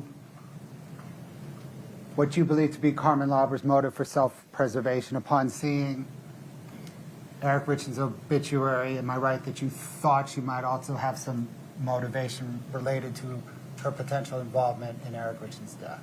Correct. That was my impression. What did you tell Carmen Lauber when you first interviewed her? When we first spoke to Miss Lauber, we sat down with her. We explained that what we had found in her home would potentially violate her conditions of her drug court, which would put her on the hook for, I believe, multiple felony charges of distribution that she was in drug court for, as well as the new charges with the firearm and the paraphernalia and THC products. We told her that we were investigating Eric Richins' death and that we believe that she may have information about his death that could be helpful to us. And we told her that if she was willing to speak to us about any information she might know, that we could help her with her charges in Wasatch County, as well as the new charges from the execution of the search warrant. Did you then immediately question her? No, we didn't ask her any questions at that time. We told her that this was the situation. We wanted her to think on whether or not she wanted to participate in our proposal, in talking with us, and then we let her sit and think on it for a few days. How many times have you interviewed drug dealers? Dozens, if not over 100 times. Was anything about interviewing Carmen Lauber more difficult than interviewing most drug dealers? Yes. There was more time that had elapsed since the incident that we were talking to her about than what is typical for our interviews. So she had trouble with memory, remembering details of what had happened. And then again, what I spoke about earlier, she had a history of self-preservation. So she tended to minimize her involvement and hold back as much as she could, which is typical of drug dealers that we talk to. They won't give you any more than they have to until they feel like they need to. Did Carmen Lauber initially inform you that she bought drugs for Kouri Richins? Not initially. Like I said, she very much minimized her involvement. When she first started talking about it, she said, there's a little bit that I know, and I want to help you with the little bit that I know. But then as we asked her more questions and got more into it, she was more forthcoming with the information that she had, and ultimately told us that Miss Richins had contacted her to ask her for pain pills. And did she ultimately tell you that she bought drugs on Kouri Richins' behalf from Susan Kohler and from a friend of Nicole Cummings named Robert Crozier? Yes. Did she appear that she wanted to cooperate but was having difficulty remembering timeline and details regarding the drug transactions? Object to leading. Overruled. Not only did it appear that way, but she was explicit in saying that several times, that she was having difficulty remember but wanted to help with what she could. At various points during your interview, did you provide Kouri Richins with information to jog her memory? I believe you meant Carmen Lauber. You said I'm Kouri sorry, Richins. Carmen Lauber. Yes, we provided content from her phone. We provided her with phone billing records that had timestamps that helped us establish a timeline. We showed her maps. We showed her property records. Anything that we could find that would mostly help us establish a timeline and order of events. Did you stress to Carmen Lauber that she needed to be truthful? Yeah, several times we told her that we didn't want her to try to make things up, that only tell us what she remembered and only tell us what was truthful. And then we also stressed that we needed a great deal of detail in the things that she was telling us, not vague comments. Did you tell her that you did not want her to speculate on anything? More leading. Object. Overruled. Yes, I believe there are multiple instances in the transcripts and the videos that show when we said, don't try to guess at what we're asking you. Only tell us what you can remember. Did you stress to Carmen Lauber that you needed to corroborate any information that she provided? Yes, we were explicit in telling her that any kind of immunity or assistance or help that she would get from prosecutor's office would be dependent on not just her telling us what she knew, but giving us information that would allow us to corroborate that information. And did you stress to her that you needed details, in particular, details to corroborate the information? Object to leading. Overruled. Yes, and that discussion got deeper and deeper the more we talked to her. We kept stressing we need more detail. These are the type of details that we need, and it just kept going from there. Did you and/or Detective Maynard interview Carmen Lauber 6 times between April the 27th, 2023, and May the 13th, 2023? Yes, I wasn't there for every single one, but either myself or Detective Maynard was. Yes. Why 6 interviews? As we spoke to Miss Lauber, she would give us information that she could remember. We would take that information back and work on corroborating it with other evidence, phone records, other details from other witnesses, and then we would go back. We would ask her more questions, try to get more information, more details. It was just a step-by-step, iterative process that took several days until we felt like we had the complete picture of what her involvement was. Did those interviews total about 10 hours? I believe so, yes. Were they audio and video recorded? Yes. Have you reviewed transcripts of those interviews? Yes, I have. Do those transcripts total about 900 pages? Yes, I believe so. Did you listen to defense counsel's cross-examination of Carmen Lauber regarding your and Detective Maynard's interviews? I did. Did you observe how defense picked certain sentences throughout the 900 pages? Yes. In the full context of the interviews, do you believe that those few sentences fairly and accurately depicted the tone and tenor of your interview? Object, Your Honor. What's the basis of the objection? He's trying to make impeachment sound improper, and it's totally not improper. It is. Don't make speaking objections. Are you objecting to the form of the question? Yes. What is the objection to the form of the question? Your Honor, we object to the form of the question on the grounds that it is seeking a legal conclusion, on the grounds that it is leading, and on the grounds that it is calling for speculation. Overruled. Go ahead, Diddy. No, I don't feel like those segments that they picked out at all represented our interviews with Carmen. Do you think that those segments without context are misleading? Object to leading. Overruled. You may answer. Yes, I believe they're misleading. One of those segments said, or quoted you saying that you needed details to ensure that Kouri Richins will get convicted of murder, and that shortly thereafter Carmen Lauber asked for blueprints. What was the context of that discussion? So as I said before, when we were discussing with Carmen, it was very slow moving at first. And we were trying to emphasize to her the level of detail that we needed to be able to offer her something from the prosecution's office for her cooperation. And part of that emphasis was trying to describe to her the level of detail that would be needed in a courtroom. And it was probably poor choice of words in hindsight, but that was what we were stressing, is the type of information that is acceptable to be used in a court.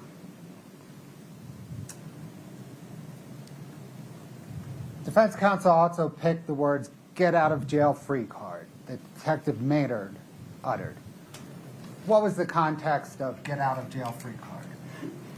So the comment that Detective Maynard made was coupling her, referencing whatever prosecution would offer her in exchange for her testimony, coupled with the fact that there was now a family that didn't have a brother, that didn't have a son, and the importance of the investigation into Eric's death as opposed to any subsequent drug investigations that Ms. Lauber was involved in.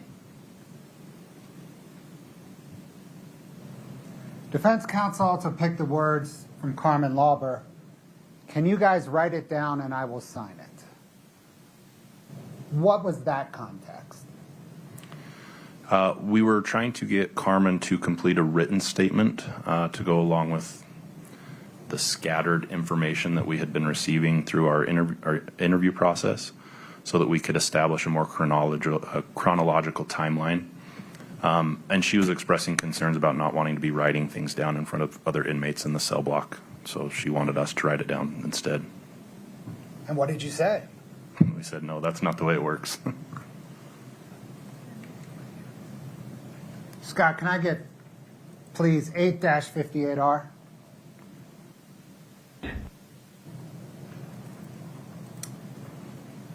Is this a video of various portions of your May 2nd, 2023 interview of Carmen Lauber that we have just discussed? Yes, it is. Your Honor, the state moves to publish 8-58R. Just the ones we've already discussed, the objections, Your Honor.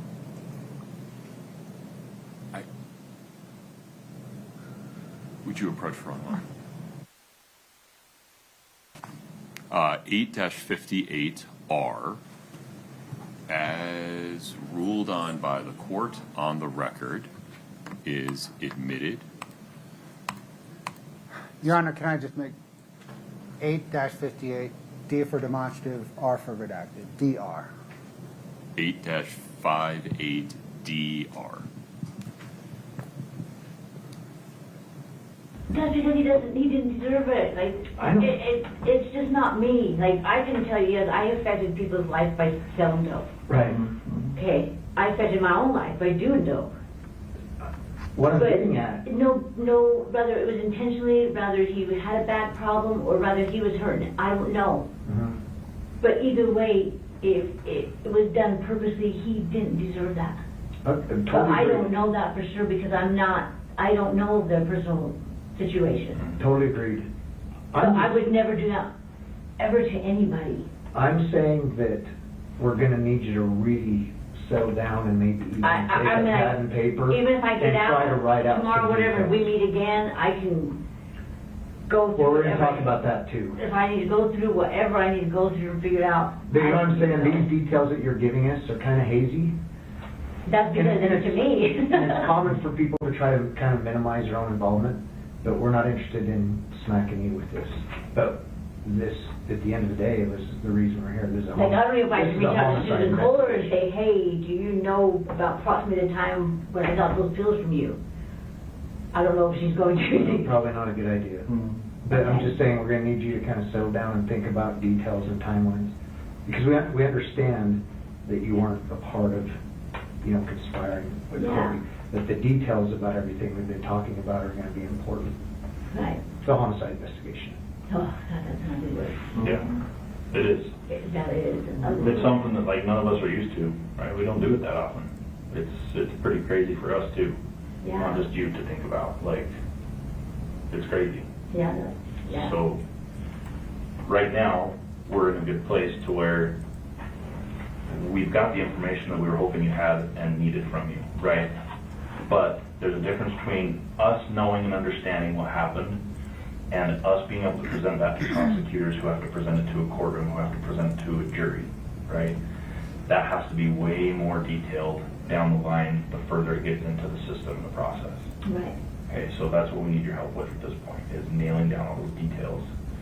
And like Eric said, if that means we have you fill out something in writing and, oh shoot, that's not how it happened, scratched out, rewrite it, whatever you need to do, right? Write down something as far as you remember it right now, and then we can work on the details as we continue to talk about it, as we check phone records, as we, do all of our part, our side to corroborate what you're saying, right? And I think a good starting point for that is a written statement. For you to sit down and write out what you told us in the best order that you can remember. with And my detail. favorite now, everything I just told you, I probably wouldn't remember what order I told you in. It's okay. And that's fine, because you know what? We want to make sure we get the right story. And so the way you're remembering it is all you can give us. You can't make something up that you don't remember, right? Right. So just tell us what That's you why remember. I can't remember. Even if it's like, I remember it was cold outside, I remember there was Like I said, snow on I the ground. remember there was, because it was very light snow, like I said. It wasn't something that I had to wear boots in or anything. When does the time change now? When did we go? March? Or April. Is it March 15th? Something like that. So, It was dark, because I had to, because I didn't even know where this house was. So I had to use Google so what Maps, I wanna time of say. the day was it? I mean, if it was dark. It was toward the 5:30. evening. So, afternoonish evening? No. It was darker because I had to use the light on the car. To see the fire pit or. Mm-hmm. So I had to pull into the driveway and pull the light onto the fire pit, like. so- Gotcha. Okay, let's say this is the house, and if I'm coming that way, and I know I turned right, came down the street, it was right there, and I pulled into the driveway, the slant, and then it was just it wasn't a big fire pit, like, it was a tiny fire pit, it wasn't like, probably, those white cinder blocks, not cinder blocks, but the white flat rocks that people build? Yeah. Yeah. Okay, so it wasn't big, it wasn't a big deep one, A shallow one. real, yeah. Like, I want to say there was like maybe 2 or 3 on top, and that was it. It wasn't even a complete one. And what was the money packaged in? Didn't just leave it loose? Did it have a rubber band around it? Was it in a bag? Envelope? Was the envelope marked with like a bank or just like a plain white envelope? Just a plain white one, I believe. It didn't have nobody's name, didn't have nothing on it. It was just up against, like in the front of it again. Like that, so. So I have a question, thinking about all your communications with Kouri. Do you know Eric, how can we text pause it for messages just one say- moment? Sure.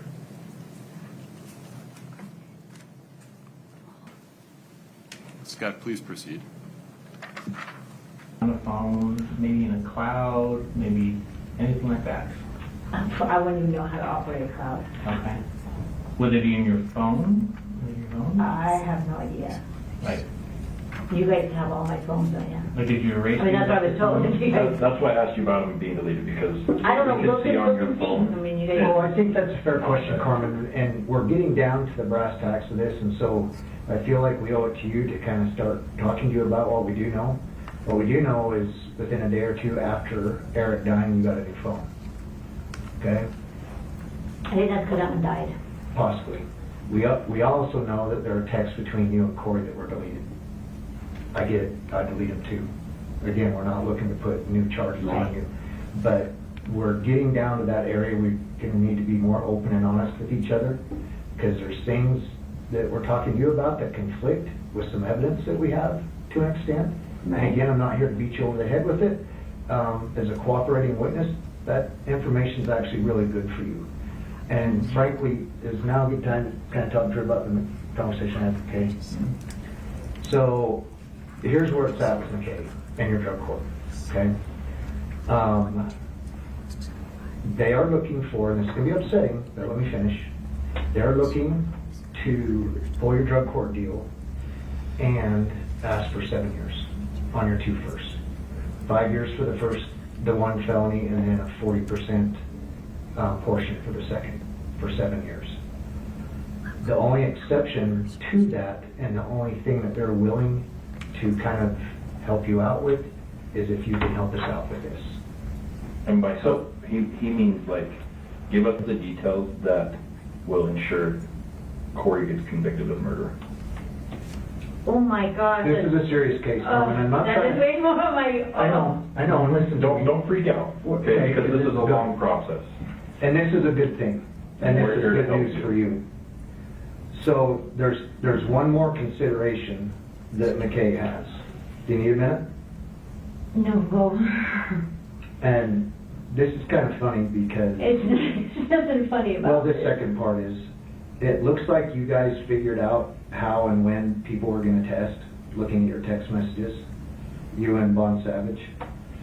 We just know it's And that's fucking awesome. I want to know how you did it. Are you tracking with me, what I'm saying? I'm catching what you're throwing, believe me. We need hard details. There's no more I'm screwing around. going to do whatever, because I've struggled so hard to get me where I'm at. That's great motivation. And I literally want to complete drug court, and I want to move out of state.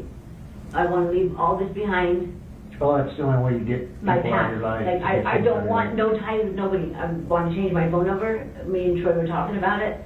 Like, completion of drug court, my Mr. shit's Las tagged. Vegas, Troy. Don't call him. Yes. Yeah, I told him you call him that. He laughed. I said, you know, you're known as Mr. Vegas. I think that's what you need to do, Carmen. I think you need to like, even my daughter's get on out of board. here and start And over. and he's an amazing person. Like, I've never had someone that came in my life.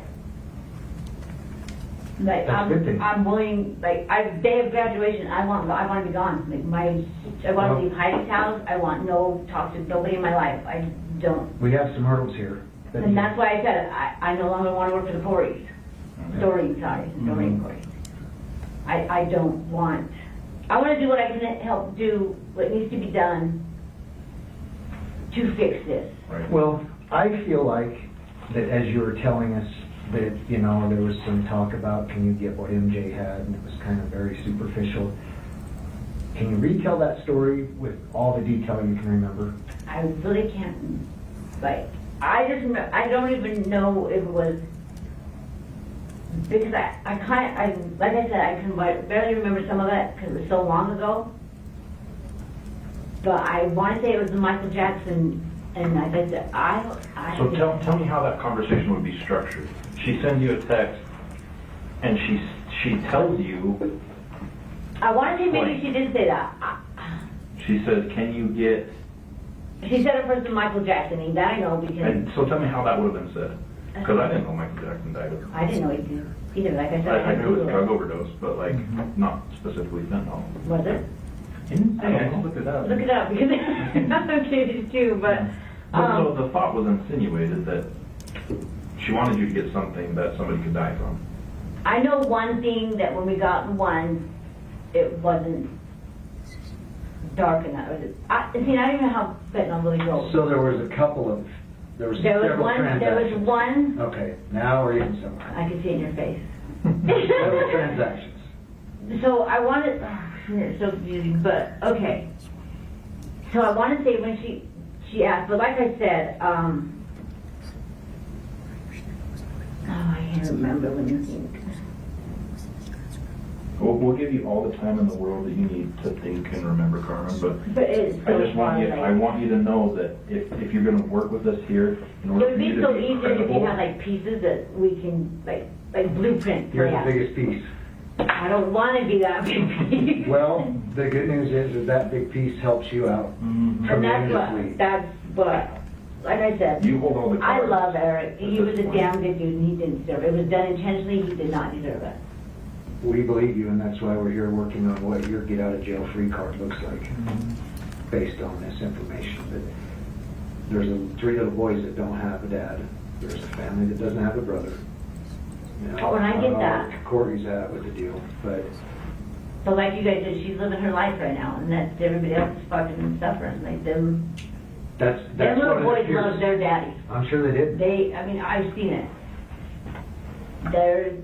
Eric was that was his pride possession. Them boys were his everything. And people complain about he was gone all the time, or he worked so much. But you know what? At the end of the night, when he come in, them boys were there. And he was, like I said, that it weighed heavy on me. What? So we need to start getting this on paper. What's going to happen tomorrow with your OSC hearing? You're going to appear for it, and McKay's just going to say that he's not prepared to speak to it to get us a day or 2. Okay. So we're going to come back tomorrow. But can we get it cleared up this week? I think we can get it cleared up as far as our end of it as quickly as we can get a timeline down. I know this is exhausting. I'm concerned about sending paperwork back with you in your cell because then everybody's going to be like, what's that? What's Yeah. that? Can you guys just write it and I sign it? Oh, no. That doesn't work that way. You know what I'm saying? Because this is going to have to be your testimony. Do I have to go to court? Well, that's what I just don't want to do. Detective, there's several references in that video to McKay.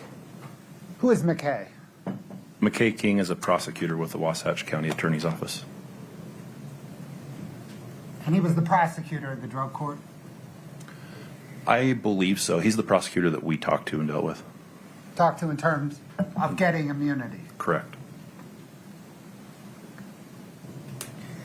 There's one more statement that defense counsel picked out. That was that Detective Maynard said, the goal is to convict Kouri of aggravated murder. Do you recall the context for that statement? Yes. Detective Maynard was speaking with Carmen about the possibility of having to appear before a grand jury. And he again was explaining to her that process and how that works and the details that they needed for that court hearing as well as an investigation. And he was trying to convey to her the level of detail that they needed. Scott, can I get Exhibit 8-62 Delta Romeo, please?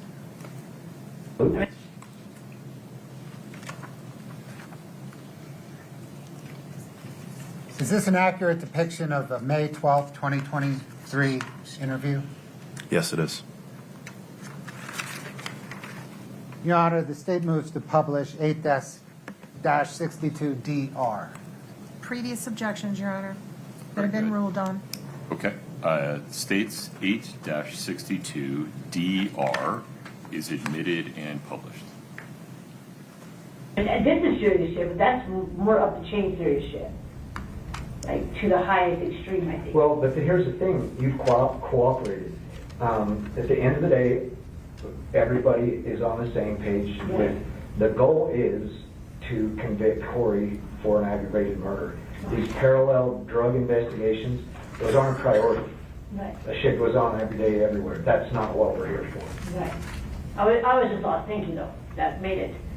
Well, Right. that's why I had to clear this up because I'm not going to give you an empty promise that Right. if it's bullshit, I'm not going to say it. So do I have to go down there Wednesday? So yes, that's something totally different than all of this. That is basically formalizing your testimony. This is street cop level in an interview room, right? That's where it's formalized with the grand jury. But then they can't come back on me, right? No, they're not going to charge you. With nothing. No. Okay.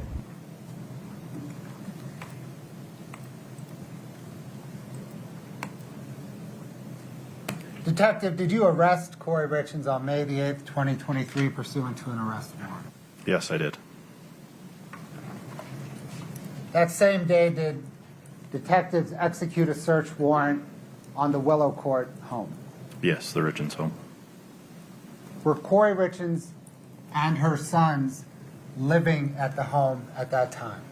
They were living there, but we planned the execution of our search warrant intentionally to avoid the boys being home, so we waited till after they went to school. When detectives executed that warrant, did they recover an orange notebook from a nightstand in the master bedroom on Kouri Richins' side of the bed? Yes. Scott Exhibit 2-66, please.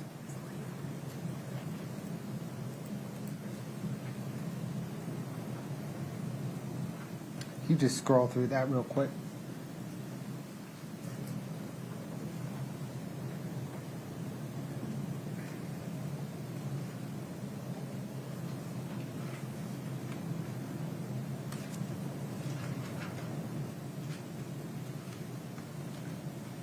Your Honor, can I speak to Mr. Bloodworth for a moment?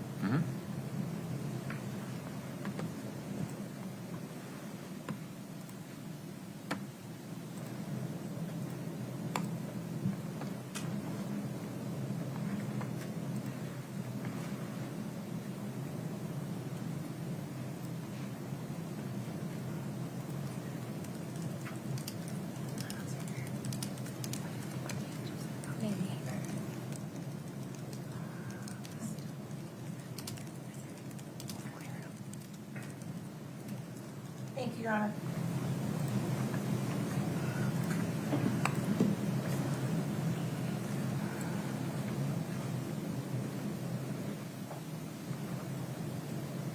Detective, is this an accurate depiction of a portion of that orange notebook? Yes, it is. Your Honor, the state moves to admit and publish 2-66R.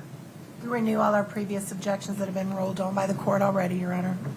Understood. 2-66R is admitted and published.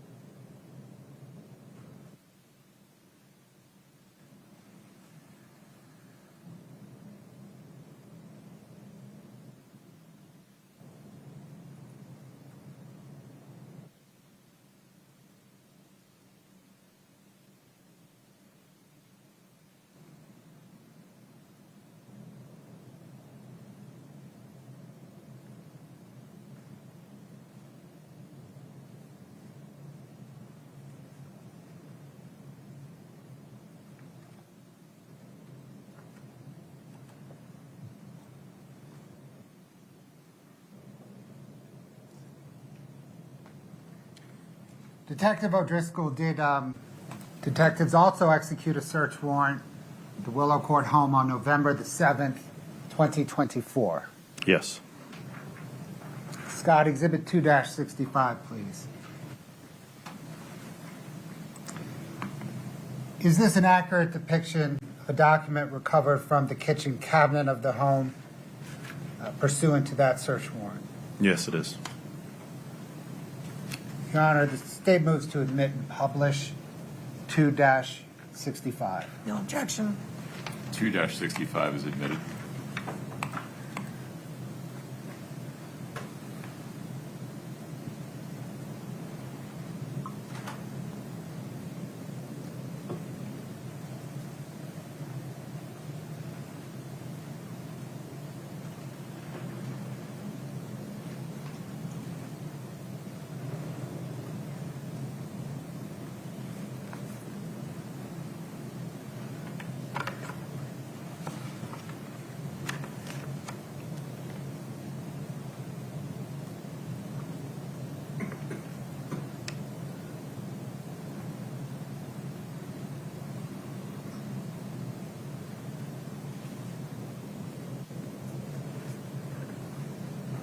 Did Kouri and Eric Richins exchange text messages regarding the Midway mansion? Yes. I believe those were located on Eric's phone. Scott, Exhibit 2-17D, please.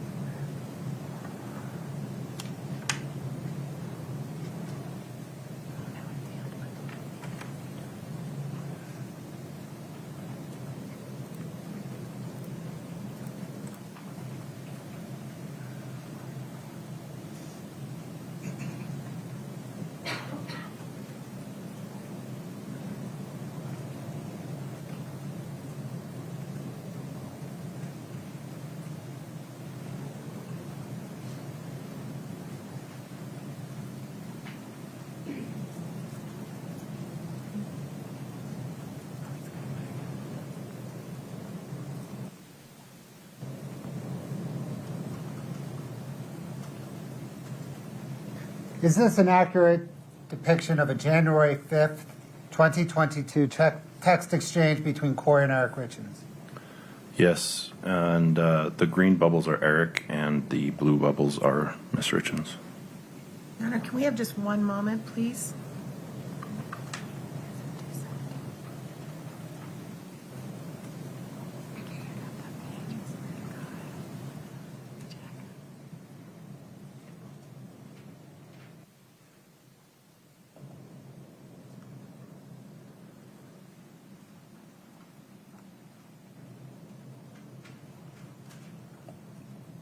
Just a moment, Your Honor. I'm so sorry. Thank you.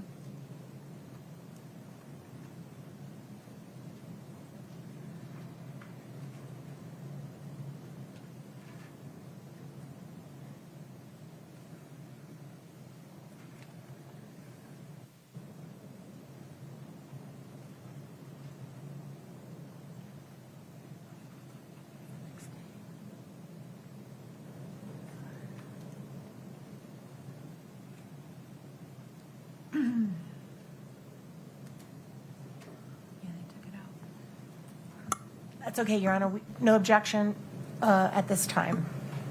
State moves to admit and publish 2-17D. 2-17D is admitted.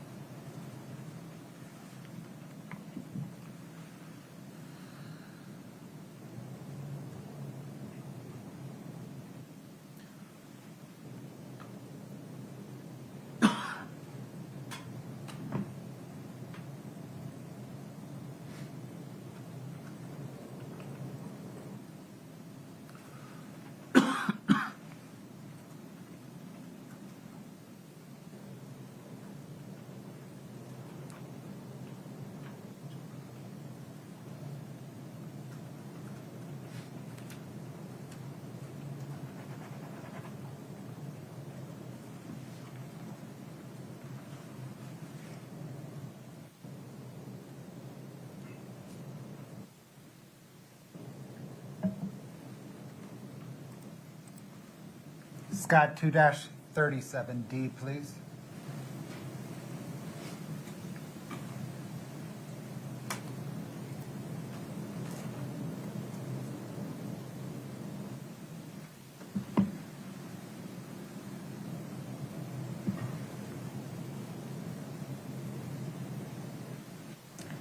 Detective, is this an accurate depiction of a March 2nd, 2022 text message between Kouri and Eric Richins? Yes, that's correct. Your Honor, the state moves to admit and publish 2-37D. No objection, Your Honor. Thank you. 2-37D is admitted.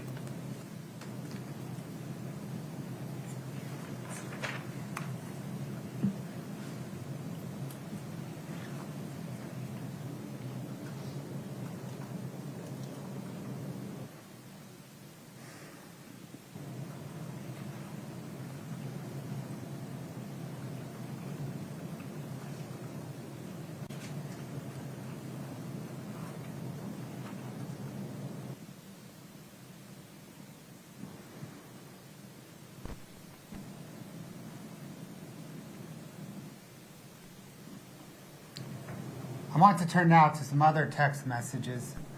Scott, 2-71R, please.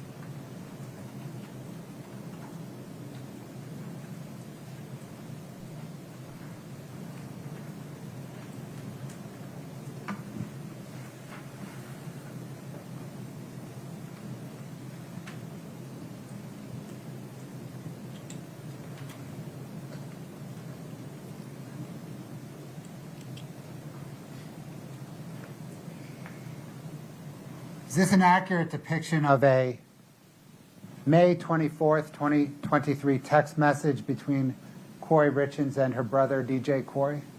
Yes, it is. Your Honor, the state moves to admit and publish 2-71R. No objection.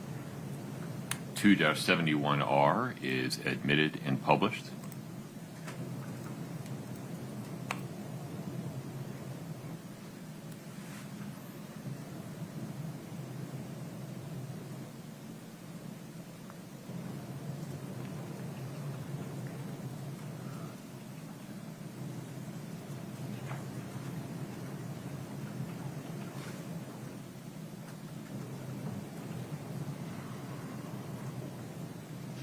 Thanks, Scott.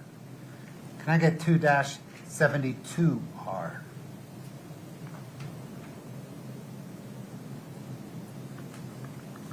Detective, is this an accurate depiction of a May 23rd, 2023 text exchange between Kouri Richins and her mother, Lisa Darden?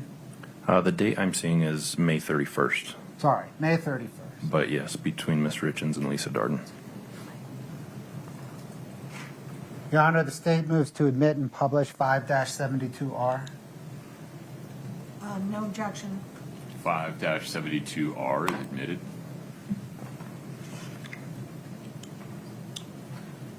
It's 5 or 2, I'm sorry. Sorry, 2. 2. 2-72R, yes. That's sorry about that.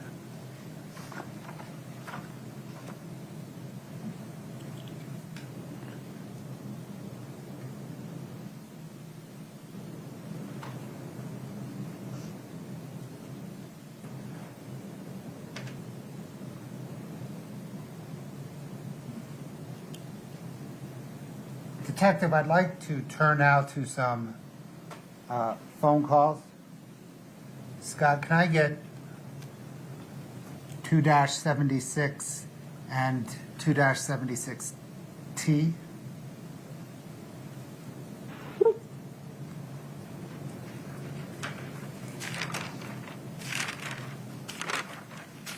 One second, detective. The detective can see 2-76T. Your Honor, 2-76 on the left side is an audio recording, so there's nothing to see. Okay. Is this an accurate transcription and audio recording of an August 22, 2023 phone call between Kouri Richins And Lisa Darden? The transcript does represent that, yes. I don't have the audio recording, but the transcript is accurate. Your Honor, the state moves to admit and publish 2-76 and 2-76T. If we could just have the instruction on the other speaker. Ladies and gentlemen, during this telephone conversation, you will hear the voice of Kouri Richins. You will also hear the voice of people that are not Kouri Richins. You can consider and accept the statements made by Kouri Richins for their truth or for any purpose. The people that are not Kouri Richins, you cannot consider their statements for the truth of what they say. You can only consider their statements for the effect they had upon the listener, Kouri Richins. 2-76 and 2-76T are admitted. Picked up the sandwiches from the diner. Are you asking me that? Yes, Oh, I did. I thought so. Okay, that's enough of that. Ronnie said, no, no. I said, Ronnie, yes. And there was something about a love letter put on the seat of his truck with the sandwiches. I said, I don't think so, Ronnie. I never heard that. I said, I believe they were eating in the office. Yeah, supposedly Yes. you put a love letter on the seat of his truck with the sandwiches. No. Yeah, exactly. In the office? Yeah. Where So did it's they just come up with bullshit. this shit? Yeah. He became deathly ill. False. Bailey False. was there. Like, And that's what I put. Yeah. That's what I put. God, they can come up with some wild shit. I told DJ, I was like, what do these people do? Just sit around a damn table and see who can come up with the craziest fucking story Well, you know, that makes sense to them? Same Yeah. with So the- they're saying I put a love note on a poisoned sandwich and put it in his car? What the hell? Yes. God, look like this psycho. Like, here's a poisoned sandwich I gave for you, and here's a love note. On Valentine's Day. Like, what the fuck? Mom, his truck. Huh? On the seat of his truck is what it said. What in the hell?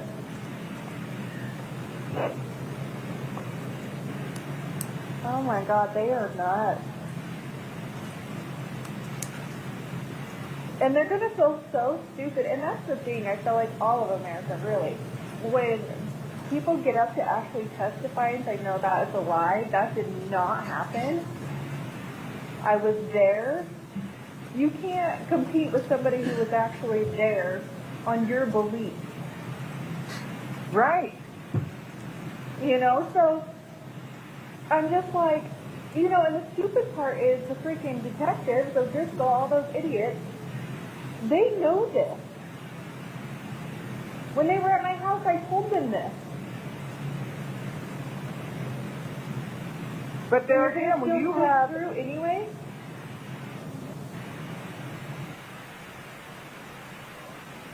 And I almost wonder if they didn't tell the prosecutor. So they're saying it was on, they're saying just a few days later, Valentine's Day, Kouri made Eric a sandwich and placed it on the seat of his truck along with the supposed love note. Oh my gosh, what the hell? And then the next question is, when Eric ate the sandwich, he immediately broke out in hives, had trouble breathing. He later told his friend he thought Kouri tried to poison him.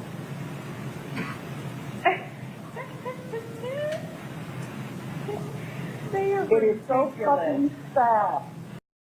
sad that you would go to this lie. And Austin was right. I did go back and look where they do start with, I believe. Well, I'm going to have a whole bunch of I believe today when Rick calls me. Well, exactly. And And that's what I was like, well, if you believe, then I believe this. yes.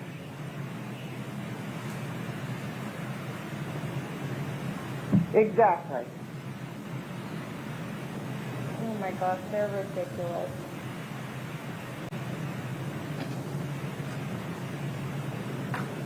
So Ronnie said, when are you calling him? And I said, I'm not. He's supposed to call me today. I said, and then I want my questions answered. I believe. I'll show you, I believe. And he just sent me a text and asked me when I'm free today. But just sure as I say, go ahead and call.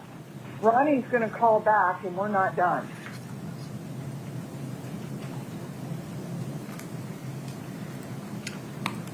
Scott, can I please get 2-77 and 2-77T?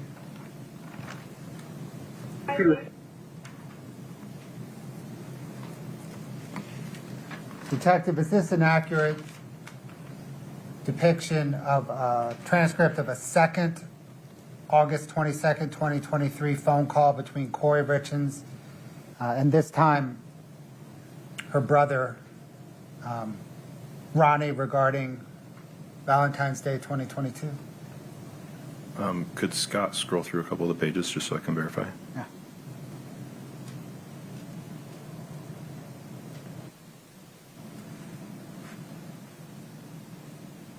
Yes, it is. Your Honor, the state moves to admit and publish 2-77 and 2-77T. Same instruction, Your Honor, but no objection. As with the last audio recording and transcript, you may consider Kouri Richins' half of this conversation for the truth of the matter. You may not consider the statements made by people that are not Kouri Richins for the truth of the matter of what they say.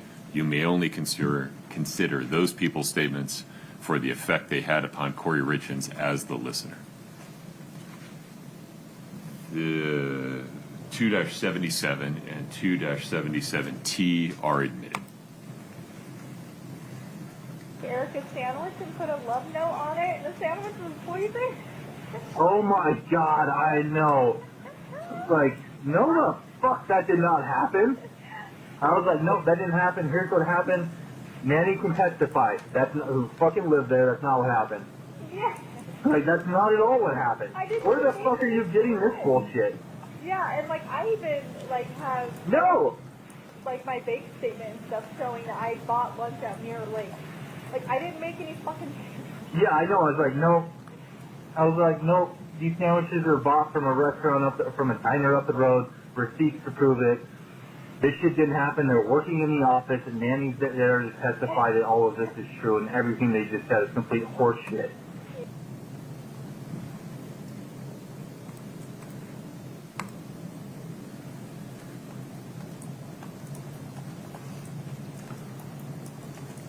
Detective, are you familiar with what is known as the walk the dog letter? Yes, I am. Scott, Exhibit 2-86R, please. If you could scroll through that for the detective.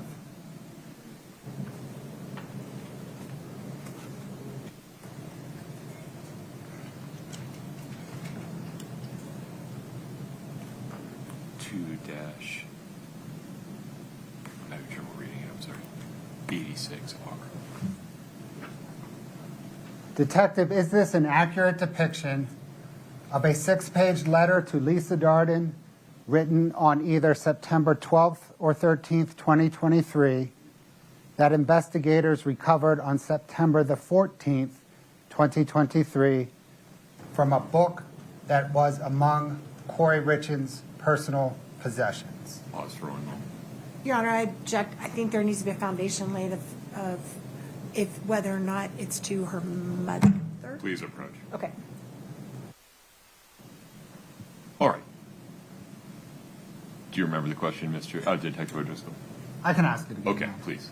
Is this an accurate depiction of a 6-page letter to Lisa Darden written on either September the 12th or 13th, 2023, that investigators recovered on September the 14th, 2023, from a book that was among Kouri Richins' personal possessions? This is that letter. It has redactions, but yes, this is that letter. Your Honor, the state moves to admit and publish 2-86R. Just renew the previous objections the court's already ruled upon. Okay. 2-86R is admitted and published. Detective O'Driscoll, can you please, starting at the top where it says page 1, read this letter aloud? Page 1. Walk the dog, but take vague notes so you remember. Here is what I'm thinking, but you have to talk to Ronnie. He would probably have to testify to this, but it's super short, not a lot to it. He will need to tell Sky at the meeting next week. Upon information and belief, just like they say, a year prior to Eric's death, Ronnie was over watching football one Sunday, and Eric and Ronnie were chatting about Eric's Mexico trips. Eric told Ronnie he gets pain pills and fentanyl from Mexico from the workers at the ranch. Not to tell me because I would get mad, because I always said he just gets high every night and won't help take care of the kids. There are pictures in my phone of Eric passed out on the floor or in the chair. Ronnie should have texts from Eric talking about getting high as well. Eric told Ronnie he keeps them in an allergy pill bottle in his work truck, so I wouldn't find them. Ronnie never told me about the conversation. Eric finally told me and asked if Carmen could get him some. Eric never wanted anyone to know he had an issue, especially get caught. He always wanted Kouri to go down for him. When they traveled, Eric would put his drugs in Kouri's bag at the airlines right before they boarded. That way, if they were caught, Kouri got in trouble, not him. Once they got to wherever they were going, Eric would pull the drugs out of her bag and it would cause a huge fight. She was pissed he would risk her going to jail for his drug use. He just would laugh about it. Eric couldn't ruin his image that he had drug issues, so he would do whatever he had to. Kouri has never done any type of pills, didn't like them. Rarely would she consume THC, only if Eric begged her because it was a special occasion. Reword this however he needs to make the point, just include it all. The connection has to be made with Mexico and drugs. Ronnie will have the messages to prove Eric confided in him about getting high. It can be short and to the point, but has to be done. Upon information and belief, LOL. They never found pain pills or fentanyl in my house because he hid it in allergy bottle in work truck, and Cody emptied out work truck within a week, so they were never found. When you talk to Ronnie about this, meet up with him in person. I worry sometimes your house and phone are bugged. Maybe drive down to SL and meet him after work without Bree. Tell Ronnie don't overanalyze it. It was a quick 2-minute conversation, LOL. Tell him I need him to do this. Bring me home and then we will get those damn bitches. Also, please text Lotto or call. Tell him do not text me anything about us doing things together ever, like church, skiing, trips, nothing that puts us together. It doesn't look good. We're so close to the end, let's push through. Have the conversation with Ronnie before he meets with Sky. Then tell him to tell Sky at the meeting about the conversation. Hang in there, we're almost there. Love you to the moon. Take vague notes of all this so you remember before you walk the dog. Detective, does Sky in that letter refer to Sky Lazaro, Kouri Richins, former defense counsel? Yes. No further questions, Your Honor.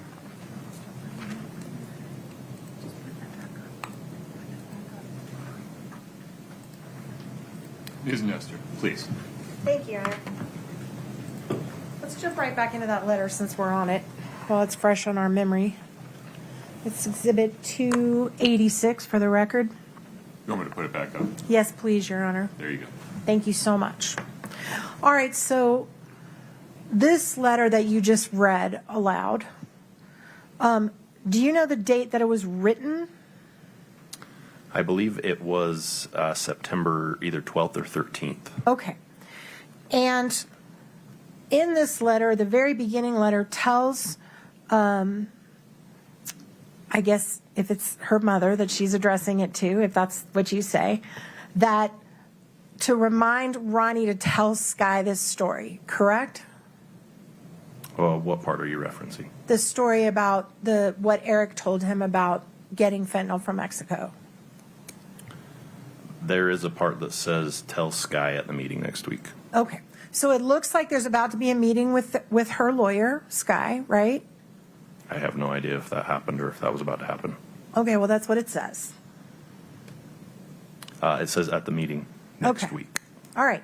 So there's a meeting coming up with the lawyer, and Kouri is relaying something that Ronnie had known from the past, and something that occurred between him and Eric in the past, right? When they were watching a football game. You pause for a moment. Go ahead, Mr. Objection, Your Honor. Foundation. Sustained. Okay, let's blow it up. We're going to get very particular. All right. A year prior to Eric's death, Ronnie was over watching football one Sunday, and then she tells a story about something that Eric allegedly told Ronnie, right?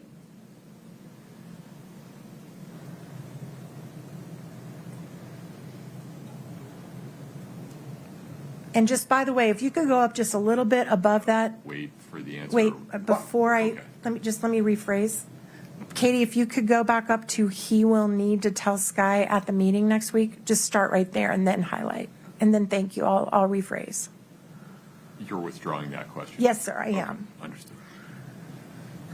So he's going to need to tell Sky next week about a year prior to his death, something Eric told Ronnie, allegedly, right? About his trips to Mexico. Your Honor, there's no question there. It ends in a question mark. Thank you, Your Honor. Right? It includes the word allegedly. Yes. Right? Any other objection? Your Honor, perhaps you could just re-ask it again. Sure. One more time, Ms. Nestor. In the letter, because you said you weren't sure, so we're looking right at the letter. In the letter, she says at a meeting with Sky next week, and she talks about Ronnie telling a story about a year prior to Eric's death, Ronnie being over watching football one Sunday and talking to him about his trips to Mexico, right? That's what the document says. Okay. As the chief investigator of this case, did you ever go to Ronnie and say, hey, did this happen? I believe investigators reached out to Ronnie. I don't think it was me, but I believe one of the other investigators reached out to Ronnie for interview and were not able to talk to him. So the answer is you were never able to confirm or deny with Ronnie whether this actually happened. I was not. Okay, let's go to the next page. Then she tells a story about Eric putting drugs in her bag at the airlines right before they board. You see that? Can you highlight it, please, Katie? Now, that story has been verified by Allie Staking, her friend that testified before this jury, correct? Objection, Your Honor. Foundation. Have you been sitting in this? The objection's overruled. Thank you, Your Honor. Is that right? Could you rephrase the question? That story about Eric putting drugs in Kouri's bag when they would travel and causing a fight was verified in this courtroom by Allie Staking under oath. Is that correct? I listened to Ms. Staking's testimony.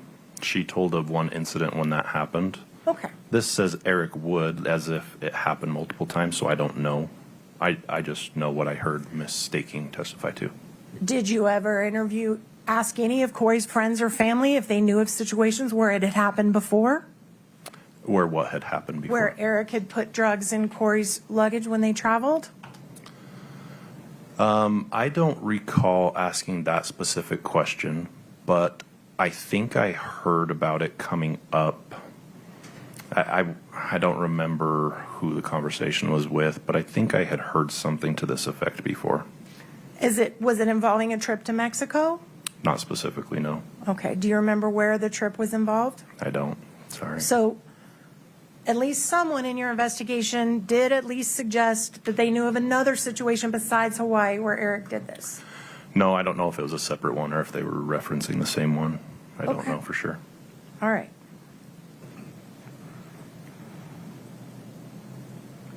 All right, if we could go to the bottom of the, highlight the bottom half for me.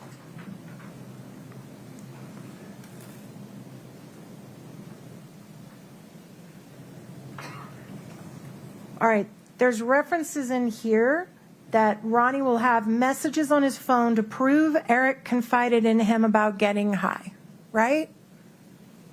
That's what this text says. As the chief investigator of this case, did you ever go check Ronnie's phone to see if those existed to verify this? I was made aware of this letter after May 8th. Of 2023. Of 2023. Okay. Like I said, I believe investigators reached out to Ronnie to talk to him in general about the case, and he denied letting us talk to him. So, no, I was never able to confirm this with his cell phone. So we sure have sat in this courtroom and listened to a lot of testimony about search warrants to seize phones. You know how to do that, right? I do know how to do that. Didn't issue a search warrant to get Ronnie's phone to see if that happens to be true. No, but like I said, this information came to me well after May 8th, 2023. Okay, sir, that's 3 years ago, right? Yep. And isn't it true you issued a search warrant as recently as 2 months ago to search the house for, I think, the 10th or 11th time, didn't you? Yes. Okay. All right, and then can we go to the very last little bit about they never found pain pills or fentanyl in my house? At the bottom? Yes, please, thank you. I can see that. You can see it? Great. Okay. So, again, this refers to the previous page where Eric allegedly told Ronnie that he kept his drugs in an allergy bottle in his work truck so that Kouri wouldn't find it, right? Objection, foundation, that's not what the previous page says. We just go back to the previous page. Sure. We'll use the Absolutely. Katie, can you go back to the first page and find this section in there about where he kept his drugs?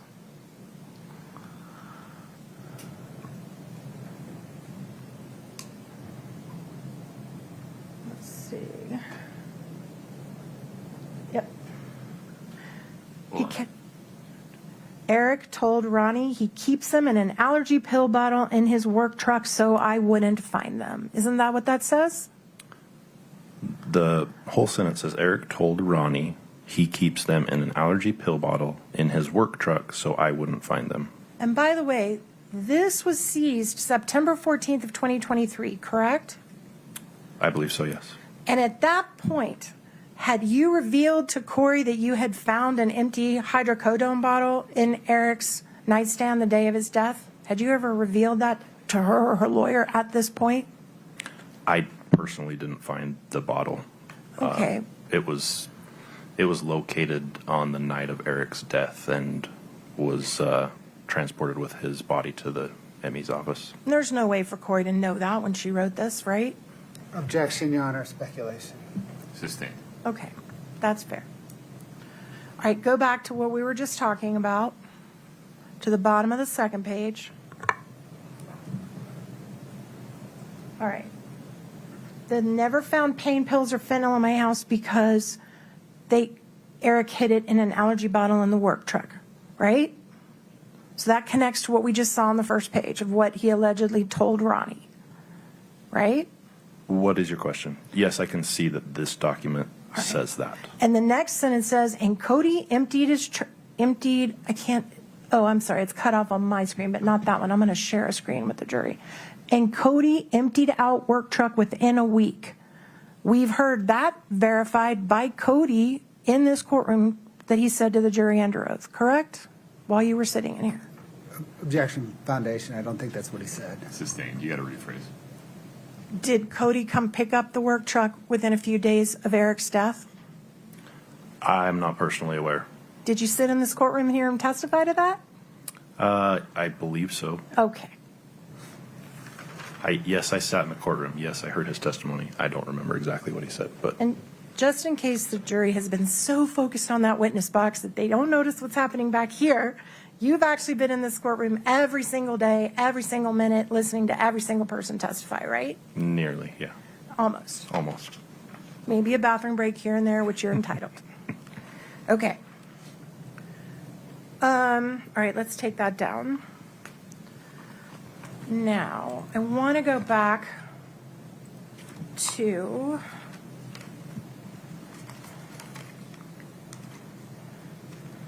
oh, by the way, the just last little thing on the walk the dog letter, and then I swear I'll quit beating a dead horse. But the walk the dog letter, to your knowledge, was the walk the dog letter ever delivered to Kouri's mom, to her brother, to the lawyer, to anybody? I don't believe so, not to my knowledge. Okay, thank you. All right. Now let's back up just a little bit to your entry into this case. Oh, Your Honor, I left my notes. May I please return to the table?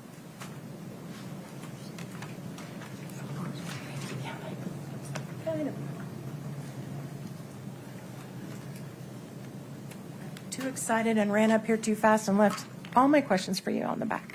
So, okay.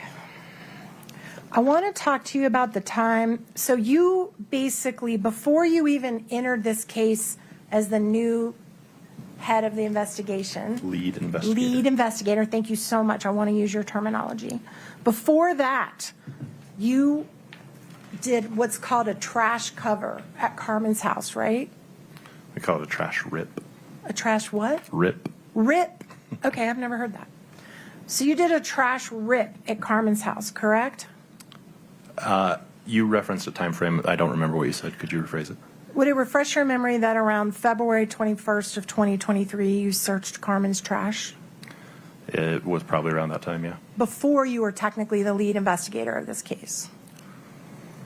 That's possible, yeah. And you said you found some foil, right? Yes. And that's usually an indication that someone's been maybe freebasing, heating it up in foil, and then smoking it, typically? I don't know the term freebasing, but from I'm from the 80s. I'm old, so you probably don't know that term. But from my experience, people will put a substance, any substance that they want to smoke, on top of tinfoil. They'll heat it from underneath with a lighter or torch, and then they'll smoke the fumes that come off of the substance. okay. And did you test the substances that you recovered from her trash that day? I believe we submitted some of those pieces of paraphernalia to be tested, but I don't remember if we ever got results for them. If they were only NIC tested, I don't remember. I'd have to check records. Would it refresh your memory to say that only meth and heroin were recovered and no fentanyl? Like I said, I can't remember without checking my records. You certainly can't tell the jury under oath that they got fentanyl out of her trash that day, right? No, I don't remember us finding anything that was confirmed as fentanyl. Okay. And then at the end of March, I believe, someone started tracking Carmen's car. Is that right? Correct. Was that you all, or was that Mr. Gabler? Who was you all? The law enforcement, sorry. We did apply for a GPS tracker warrant for Carmen's vehicle, yes. All right. And then you get to be assigned a lead investigator around April the 11th. I think it was in March sometime. I would have to check my notes again, but I believe it was about mid-March, early to mid-March. Okay. And the first real step that you took as lead investigator, would it be fair to say that was when you applied for a warrant for Kouri and Eric's cell phones? Oh. It's been just as long for me as everybody else. So, I remember that I applied for a warrant for, well, I'm sorry, I don't remember. One of the first things I remember doing is applying for a search warrant for medical records for Kouri. For Kouri? I believe so, yeah. Okay. All right. And did you also apply for medical records for Eric? I think those had already been requested or seized subject to a warrant. By Detective Woody. Actually, I think she did testify to that. I think that's right. I believe so. One of the investigators previous to my getting into the case. And then you decided to knock on Kouri's door and interview her, right? At one point I did, yeah. And when you showed up to interview... Objection, Your Honor. Beyond the scope. Sustained. Can I have the court's indulgence for just a moment? I need to go chat with my co-counsel for just 1 second. No problem.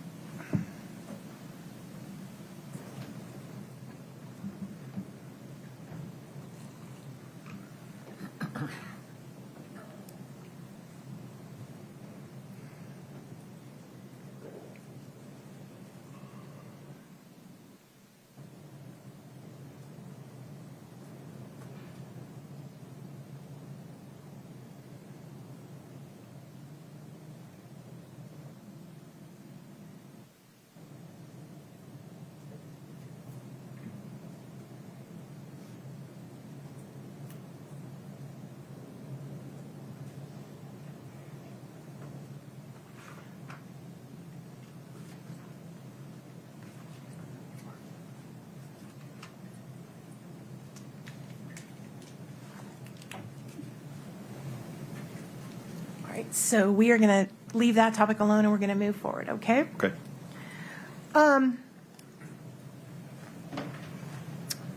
Also, the other things that you did in the mid to end of April of 2023, shortly after you were assigned to the case, you also looked at extracted Kouri's cell phone, did you not?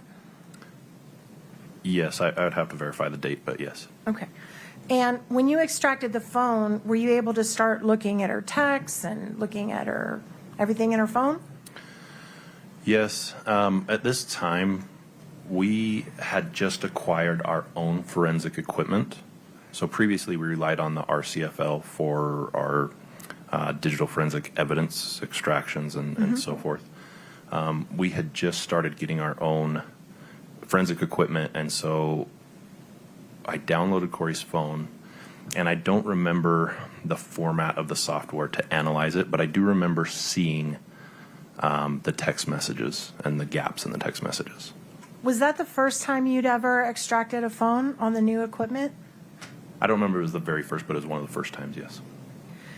And was there anybody who assisted you in doing that extraction? Yes, Miss Gibson did. All right. And are you or Ms. Gibson certified on Celebrite or the extraction gray key, whatever you use to extract it? Miss Gibson is. I'm not. All right. And then after you extracted Kouri's cell phone, you interviewed Chelsea Barney, did you not? I did. And Chelsea's testified here. Chelsea was Ms. Richins' dear friend from junior high, right? That's what I understood, yes. And when Chelsea came in to be interviewed, didn't you tell her that you had evidence that she and Kouri had spoken the night of Eric's death? Chelsea did not come in anywhere when I interviewed her. I interviewed her in her home in Heber. Oh, were you present when she did the interview at the sheriff's department? No, I was not. All right. So when you interviewed her at her home in Heber, did you tell Chelsea that you had evidence that she and Kouri had spoken the night of Eric's death? Your objection, a foundation as to what time frame are we talking about? We Can do you- lay a little foundation. Sure, I'm glad to. Can you tell us when you interviewed Chelsea in Heber? I can't give you an exact date. My best guess is it was probably April sometime of 2023. Before Kouri's arrest date. Correct. And when you interviewed Chelsea in April of 2023, did you tell her, did you represent to her that you had evidence that she and Kouri had spoken the night of Eric's death? I don't think it was phrased that way. So we had some interest in the timeline of their communication between Chelsea and Kouri the night of Eric's death. Because when we looked at what was available on the phone, it appeared that Chelsea and Kouri texted every single day. Like, they were always talking with each other. And then there was a gap, I believe, between March 2nd and March 4th. So that stuck out to me as unusual. And I did bring that up with Chelsea and just asked her if she knew of any reason that there would be that gap. And then she was actually able to produce some documents from her cell carrier that we went over together, and it looked like that matched up. So you originally suspected that maybe she had deleted a conversation with Kouri? That's what it looked like initially, is that there was an unusual gap in communication between these two best friends that I understood them to be. Okay. And it turned out that was incorrect, right? From what I'm remembering, yes. So there's some confusion because there were just personal direct text messages between just Kouri and Chelsea, and then there was a group chat of all their friends. Right. And it was hard to distinguish in the beginning which occurred when, and I think that's where some of the confusion came from. But ultimately, you were able to agree with Chelsea that she did not speak with Kouri the night of Eric's death and did not delete any messages with Kouri, correct? I couldn't find anything that suggested otherwise. Right. And then was Chelsea unhappy with the way that you all handled her interview?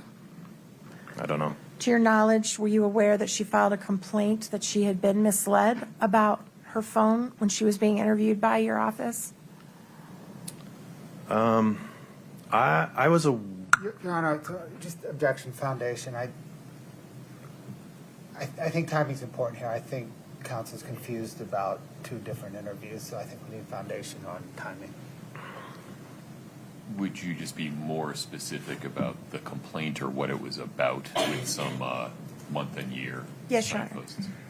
Shortly after Chelsea was interviewed, the time with you and the follow-up time, did she file a complaint against your No, office? that's the problem. Can you break it down one at a time? They're two moment. different events. Just a moment.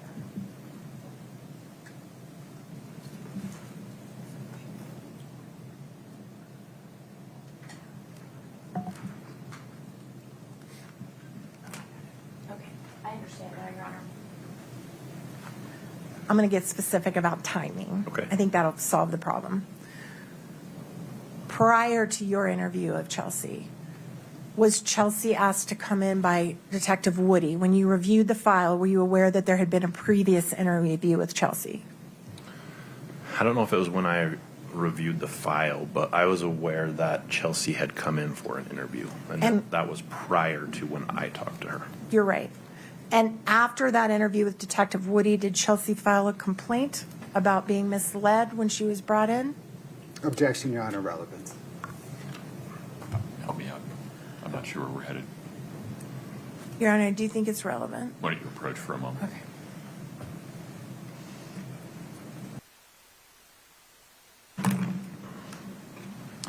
Ms. Nestor, if you'd ask your next question, please. Yes, sir. Thank you. All right. And in addition to you interviewing Chelsea at her home in Heber sometime in mid-April, you also interviewed a close friend of Eric named Jake, right?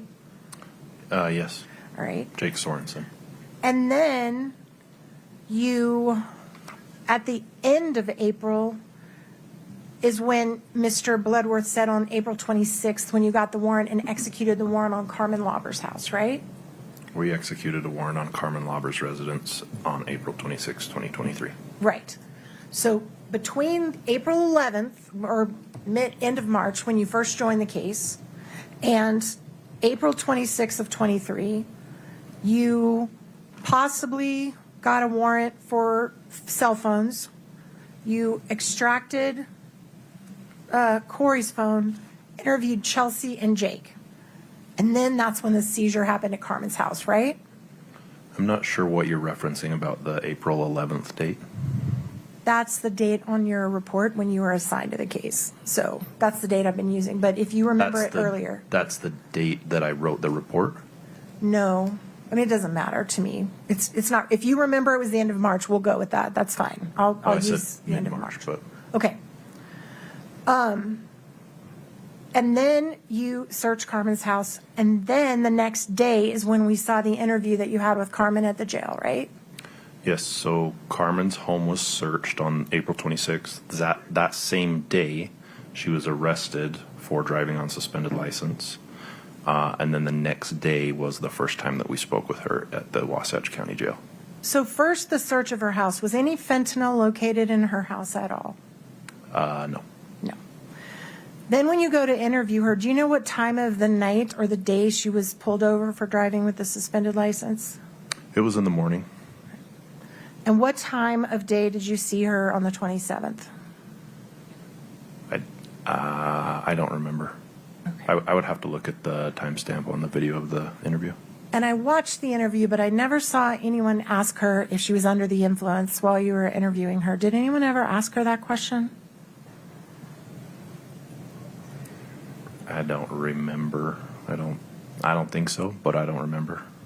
And is it fair to say in that first interview, before any promises had been made about leniency or anything, Carmen denied ever being asked for fentanyl by Kouri Richins?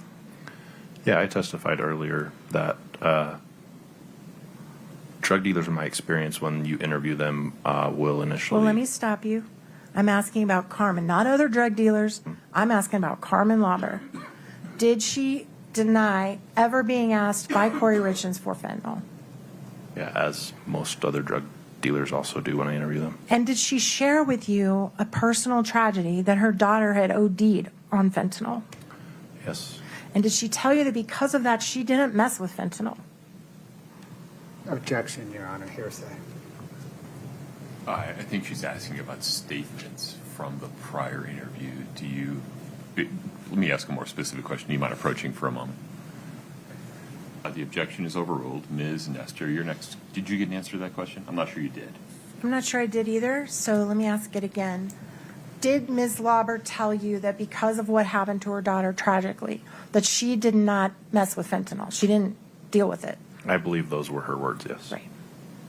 And as a matter of fact, the first people that ever injected the word fentanyl into any conversation with Carmen Lauber were you and the other investigating officers, correct? It came out of y'all's mouth first, not hers. Objection, Your Honor, argument. Overruled. If you understand what she's referring to by y'all, go ahead. I'm sorry. Sorry, I did it I'm still again. focused on the previous question because I thought there was going to be a follow-up question about No. my impression. No. So the first people that mentioned fentanyl in the interview were law enforcement, not Ms. Lauber, correct? Yeah, I believe so. Because I think we told her in that first interview that while investigating Eric Richins, we told them that we were investigating Eric Richins' death and that he had died of a fentanyl overdose. All right. And then you went back and interviewed her again and again and again, right? 5 more distinct separate interviews. And I believe that I wrote this in quotes because I try to be precise. I believe that when we were listening to the recording, and the jury will, I trust the jury's memories on this, but the phrase, "you're the biggest piece," you're the biggest piece, right?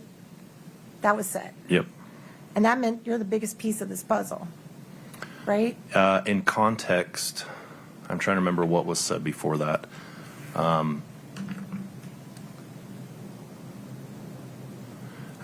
I think there was a Miss Lauber made a reference to, can we just like put all of the pieces together in front of us so that we can see how it happened?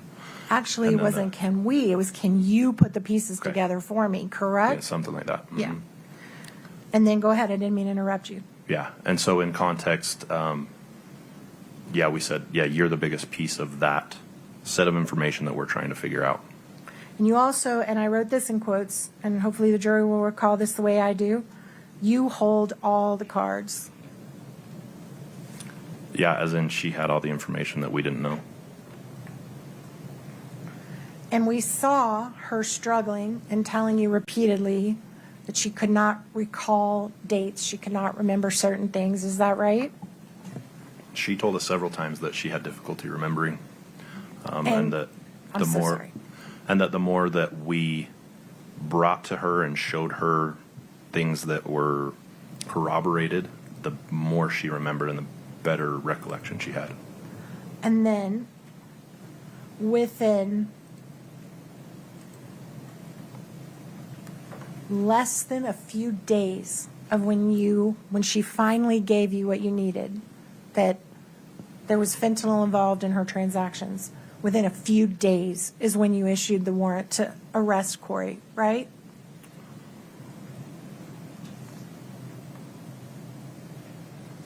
We interviewed Carmen between April 27th and May 13th. The warrant for Kouri's arrest was issued by 3rd District Court on May 8th. But when was it requested? May 3rd? Does that refresh your I memory? don't request arrest warrants.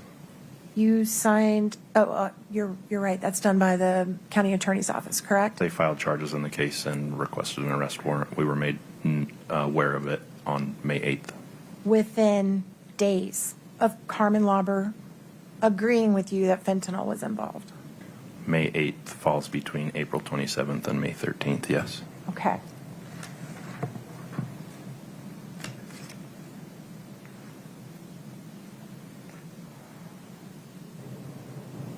Now, I want to talk about your investigation into. Oh, by the way, let me back up. Since you have become the lead investigator in this case, have you ever located the hydrocodone bottle that was found on the nightstand next to Eric? Can you define located? I know where it's been at certain points throughout the investigation. Okay. But we don't currently have it in our possession right now. That's all I need. I want to talk about the Valentine's Day investigation. All right? Okay. Katie, can you bring up, just for the witness only, Your Honor, Exhibit 3-13D as in Delta?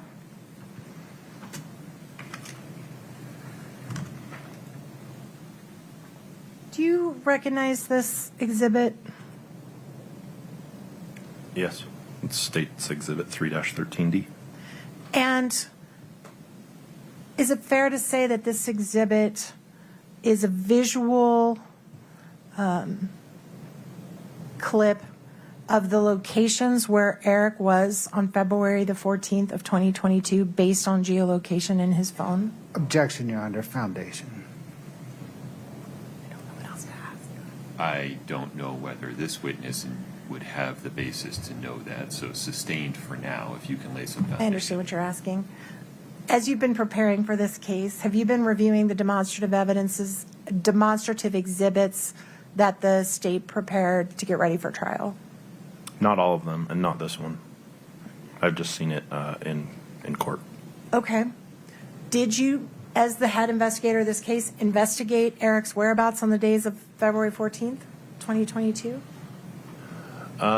Yes, in the sense that Mr. Kotradimos, the digital forensics expert that the county hired, helped us in the analysis of the phones, and he at some point told us the data that was in the phone regarding Eric's location on the 14th. All right. So without revealing anything that Mr. Kostradimos said, what did you learn about Eric's locations that informed how you acted in the future in your investigation?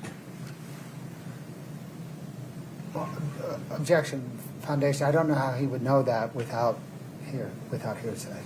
Well, it's possible that he heard it prior to being in court, and to the extent that is to inform what he did next, we can accept it not for the truth of the matter. Shall we proceed in that way? Yes, Your Honor. Let's see what the response is. Go ahead. Just so I'm clear, you're asking if I'm aware of Eric Richins' location on February 14th? Yes. Just based on The whole digital investigation. evidence? Yep, and the whole investigation, whatever you did. Your question was at least tied in some way to Mr. Kotradimos. Okay, we'll start with that. So based on your working with Mr. Kostradimos, looking at the digital evidence that you went through in this case, do you have a knowledge of Eric's locations on February 14th of 2022? Maybe pause for a minute. We Yes, can just approach for a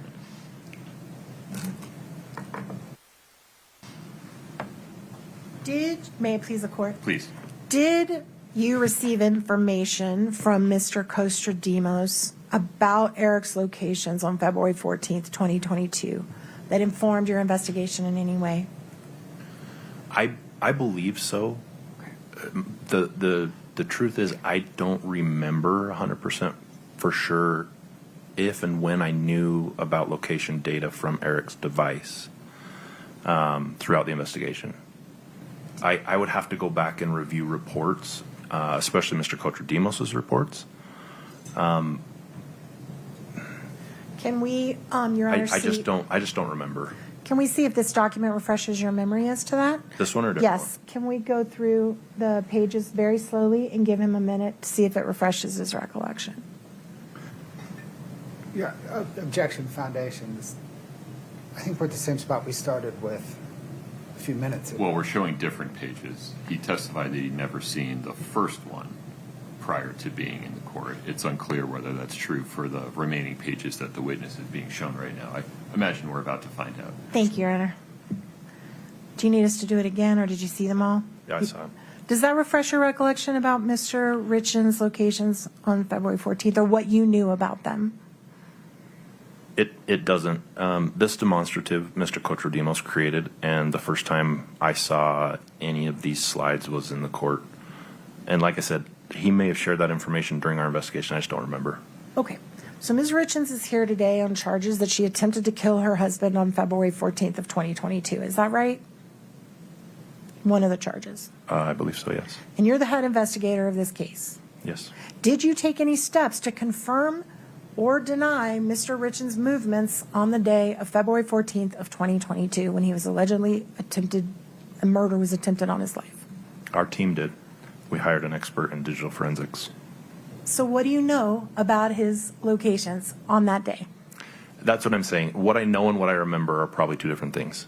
What I knew at some point throughout the investigation is that Mr. Kotradimos probably found whatever location data was available on his phone and shared that with investigators. I just don't remember the contents of what those said. So as you sit here right now under oath in a homicide trial, you cannot tell this jury what Mr. Richins did on the day he was allegedly attempted to be murdered. You can't tell them. That's Foundation, Your Honor. The question is, you can't say what Mr. Richins did. There's no foundation for that. Your Honor, that's not the question I asked. I'm sorry. Counsel, just ask a more precise question. And if it needs to be 3 more precise questions, that's fine. Thank you, I will. The foundation objection is sustained. You cannot say under oath what your investigation showed about where Mr. Richins was on the day that someone apparently attempted to murder him. I could after a 2-minute conversation with the digital forensics expert that we hired because I just don't retain that information well. So you don't know? I don't remember. You don't know right now, and we're in trial right now. Do you know right now? Objection, Your Honor. Ask it and answer. I'll withdraw. That one was a little overrated. Sustained. I'll withdraw. Speaking of that, were you ever able to confirm or track Mr. Richins and place him? Did you ever check and see if he ever went to the house in Midway on his geolocation? Did you ever ask anyone to do that? Objection, Foundation. When? I can ask him if he asked anyone to do it. Well, that's a different question. So the question you just asked was very broad as to time frame. Foundation objection is sustained, but please ask a more precise question. Did you ever ask an expert, hey, can you see if Eric Richins ever went to the Midway house where Carmen allegedly left drugs in a fire pit? So I was the lead investigator on the case. I was not the only one making decisions. I am aware that someone in our investigative team directed Mr. Kochodimos to look into Eric's location from his device. Yes. Are you able to tell this jury if Eric Richins was anywhere near the Midway house around the time that Ms. Lauber claims she left drugs there? That's a broad date range. So I don't know. I don't have that data in front of me. Okay. All right.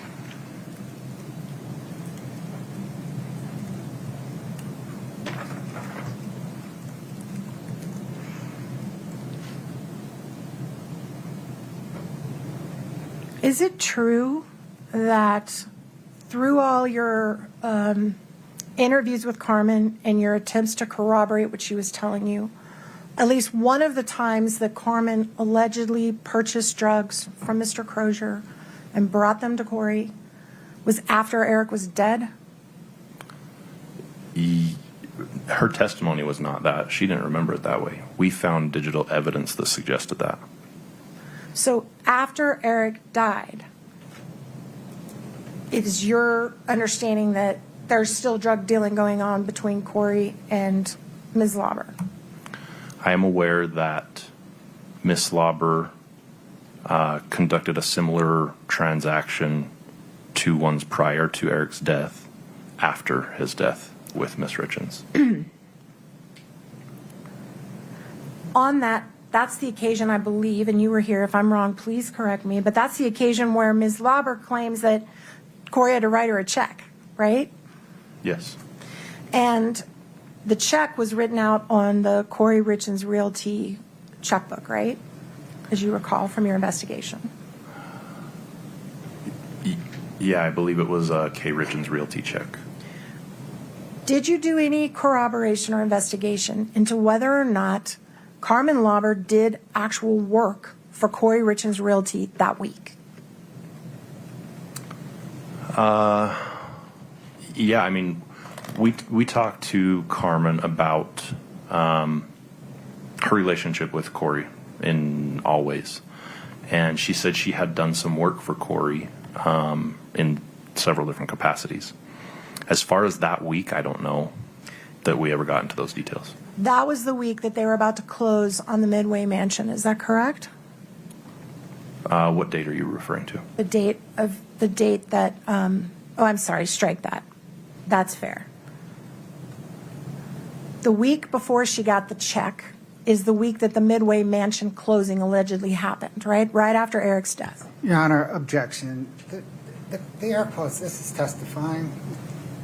The air quotes were for the Midway Mansion. That's why I did that. I understand. That's what I call it. But for the house on Legacy Drive, I won't do that again.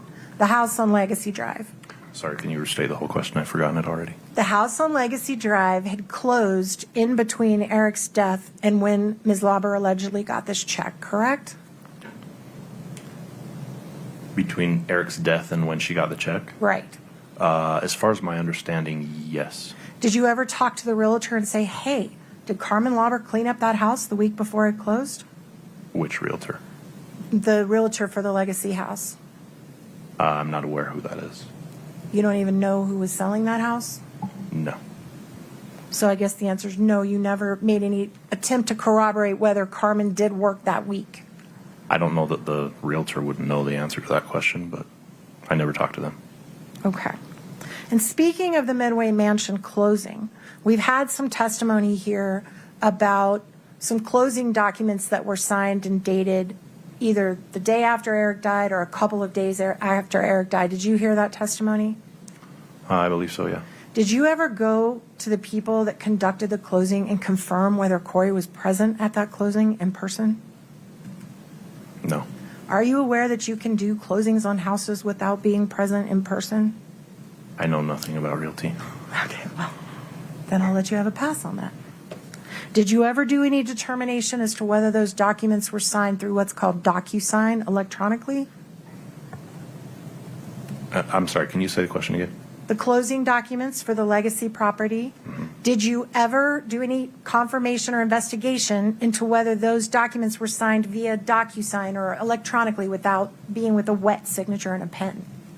The investigation into the signing on the house and the other financial documents, I wasn't a part of. That was through the prosecution's office's investigator and their experts, their forensic accountants. But I wasn't really part of that. As lead investigator, you can't testify that that was ever done here today. I can't. I have no knowledge of it. Okay. You did, you were involved in at least 8 of the 10 search warrants that were issued on this house? Because I think the first 2 were Detective What do you Woody. mean by involved? You were lead investigator once those warrants were being executed? I think the first 2 were Woody, so I don't want to credit those The to you. title of lead investigator doesn't necessarily mean what I did in those circumstances. I guess I would ask you to be a little more specific about what you're asking. How many warrants are you aware were executed on the house, on the Richins home? I believe around 10. I don't remember the exact number. And in 10 different times of searching, was there ever any fentanyl recovered?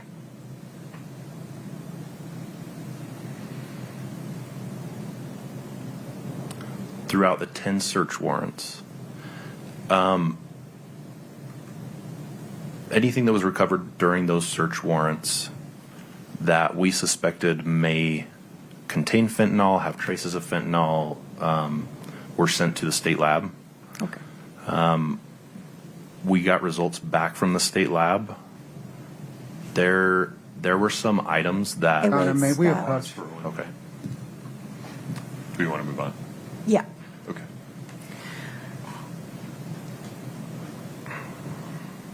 In the 10 search warrants that were executed on this house, did you ever find any cups, glasses, straws that contained any traces of fentanyl on them? Let me be clear. I wasn't present at every single time that the house was searched. So the answer is investigators in my team or investigators from the Summit County Sheriff's Office did not find cups, straws, the things you mentioned that contain fentanyl, no. As you sit here today, can you even tell this jury the exact time that Eric Richins died? I don't know that anybody can. Can you tell this jury how fentanyl got inside of Eric Richins? Based on evidence, not speculation or theory, but evidence. I know it was orally ingested. And that's all you know, right? That's not all I know, but I know it was orally ingested.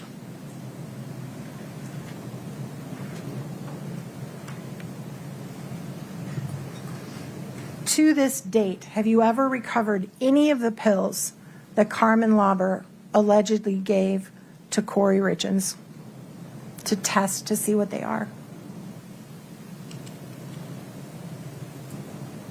That I can confirm for sure are the pills that passed from Carmen's hand to Kouri's hand. Correct.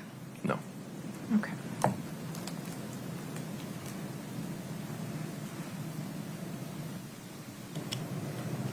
Prior to Carmen Lauber's second, third, fourth interview, there was never a warrant issued for Kouri's arrest prior to that date. Is that correct?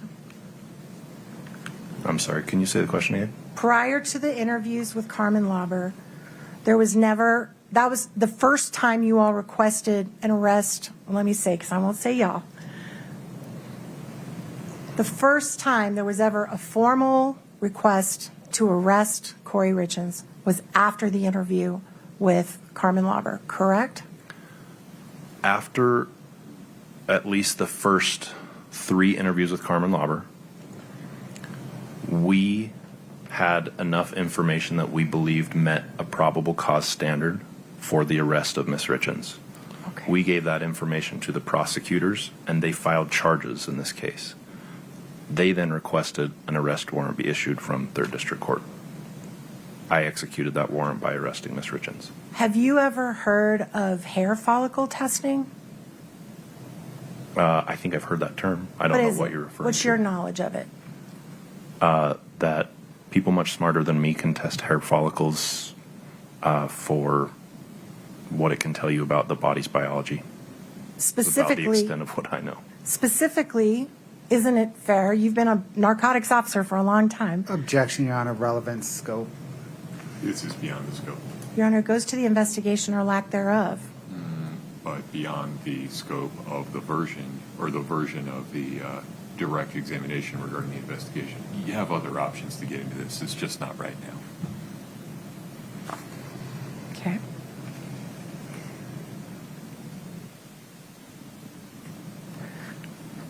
Court's indulgence for just a moment, Your Honor.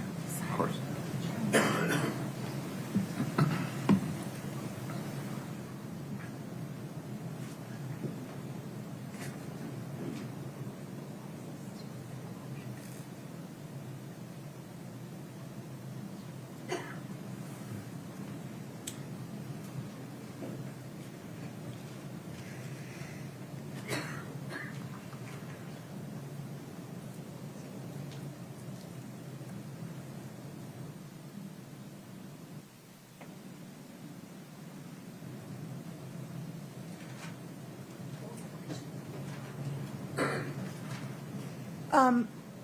When you searched Carmen's house, did you test any pills that were found in Carmen's house? I don't remember. That would be a better question for Ms. Gibson. She handled all the evidence recovered from that search. You were aware through your investigation that shortly before Eric's death, he was on a hunting trip in Mexico. Is that right? Yes. And the very last thing Eric ever did that we can establish before he passed away was a Google search, right? I don't know if that's an accurate statement, but I know that a Google search was found on Eric's phone the night he died. That was, I think it was searching directions or how far it was from Utah to Sonora, Mexico, I think. Right. Like And if did you had to drive, how long it would take to drive. Okay. And did you do any investigation into where Eric went hunting when he was on his hunting trip in Mexico? Where was it? Yeah, I don't remember the name of the outfitter. Todd Rice was the contact that we had with the hunting outfit in Mexico. But I mean, where in Mexico? Was it the Sonora area? I think so. Okay. Also, according to Ms. Lauber, she estimated that each time she got pills that apparently she says she gave to Kouri, they were 15 to 30 pills per transaction. Is that accurate? Her statements. Your Honor, the foundation is to when? During interview, during testimony, during when?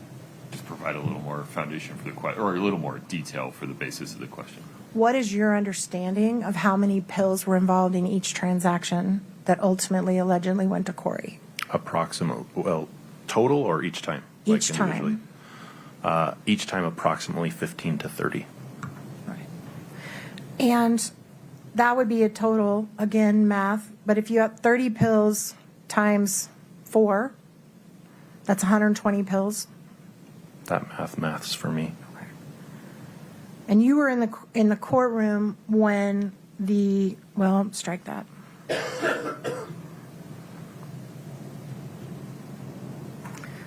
Did you give Carmen rides to meetings with her attorney in your car after she agreed to cooperate with you? We helped transport Carmen when she couldn't get somewhere. It wasn't usually in my car. It was in Detective Maynard's, but yeah. How often did you guys give Carmen rides places? It was only a couple times. Did you talk to her on the phone? Yeah. Check in with her? Went by and saw her at her house? We need answers to each. I'm sorry. You got to say yes because they can't type. Mm-hmm. Right. Okay, so what was the answer to the last question about you called her on the phone? Yes. You would go by and see her in person? Well, not just like to see her, but like if we needed to get in contact with her in person for some reason, yeah, sometimes we would go to her house or her work, wherever she was at. And this relationship or these interactions that you had with her extended from the time she agreed to cooperate with you to literally she showed up in court, right? If you're referring to myself and Detective Maynard, yes, because Detective Maynard contacts and deals with Carmen a lot more than I do. Okay.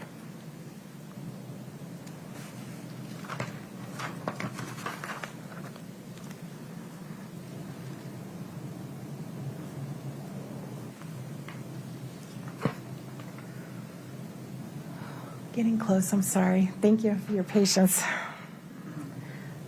Oh, okay. I want to talk about the, Lord, if they're GIFs or GIFs, I don't know, but GIFs that have come in, those pictures of the goofy pictures that they said that Kouri accessed the morning of the 4th, right? I'm sorry, who's they? All right, I'll be more specific. The GIFs, you saw them come up on the screen. They were like joke GIFs, right? That it was testified to that Kouri's phone accessed them all at the same time the morning of March 4th, the morning Eric died, right? What I understand about the gifts is that there were, I think, 3 different ones, and that they were somehow accessed on Kouri's device. The technical jargon of the digital forensics is whatever Mr. Cochradimos testified to. I'm with you on that. So clearly, I would imagine, as the lead investigator, if you're investigating a potential homicide, would it be important to you to look at the very last conversations that the decedent and the suspect had right before the death? It could be part of it. Did you do that? I believe I did. I don't remember what the contents were, but... Katie, can you please pull up JO11? JO11? And this is only for, yeah, okay. And make it a little bit bigger so that that Detective O'Driscoll can see it clearly.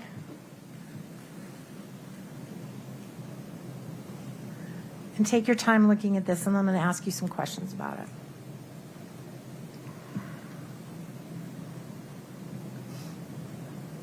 Do you recognize these texts?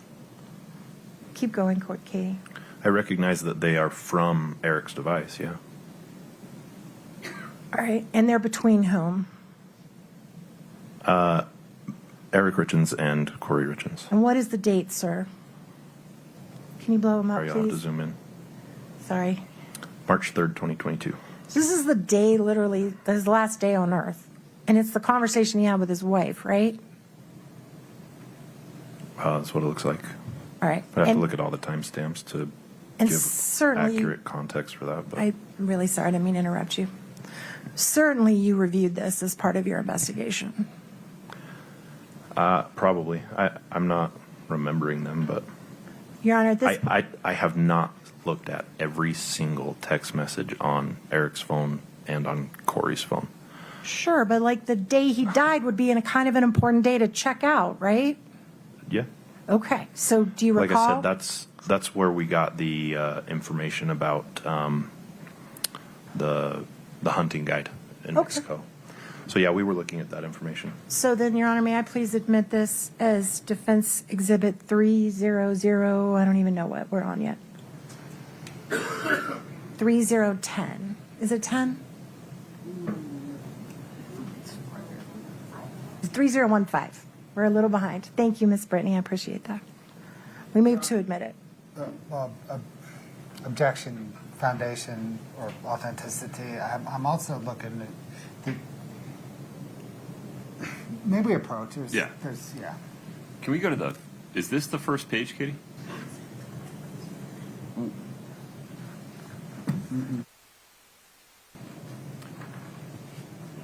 Let's pause there. There will likely be additional questioning of Detective O'Driscoll tomorrow morning from both defense and the state. That additional questioning we do not have time for today, so we'll be recessing for the day. Between now and tomorrow morning at 8:30 a.m., as always, please don't talk about the case with anyone. Please do not allow anyone to talk about it with you. Please do not read, watch, or listen to any coverage of the case. Please do not do any research about the case. Please travel safe. All rise.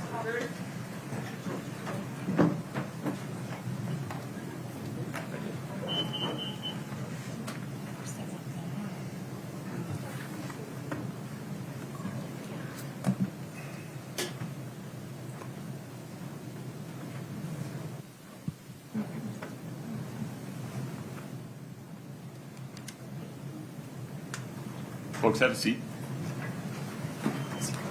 Anything else on the record today, Mr. Bloodworth? No, Your Honor. Ms. Nestor? No, Your Honor.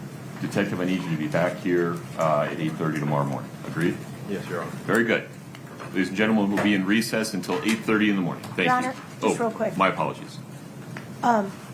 If there's some kind of urgent matter they need to discuss with him as the chief investigator, I guess I'm just asking we all be on honor. They don't discuss with him his testimony at all. But if they need to talk to him about something, just let me know and we'll probably agree to that. So just if there's an urgency in the middle of the night or something.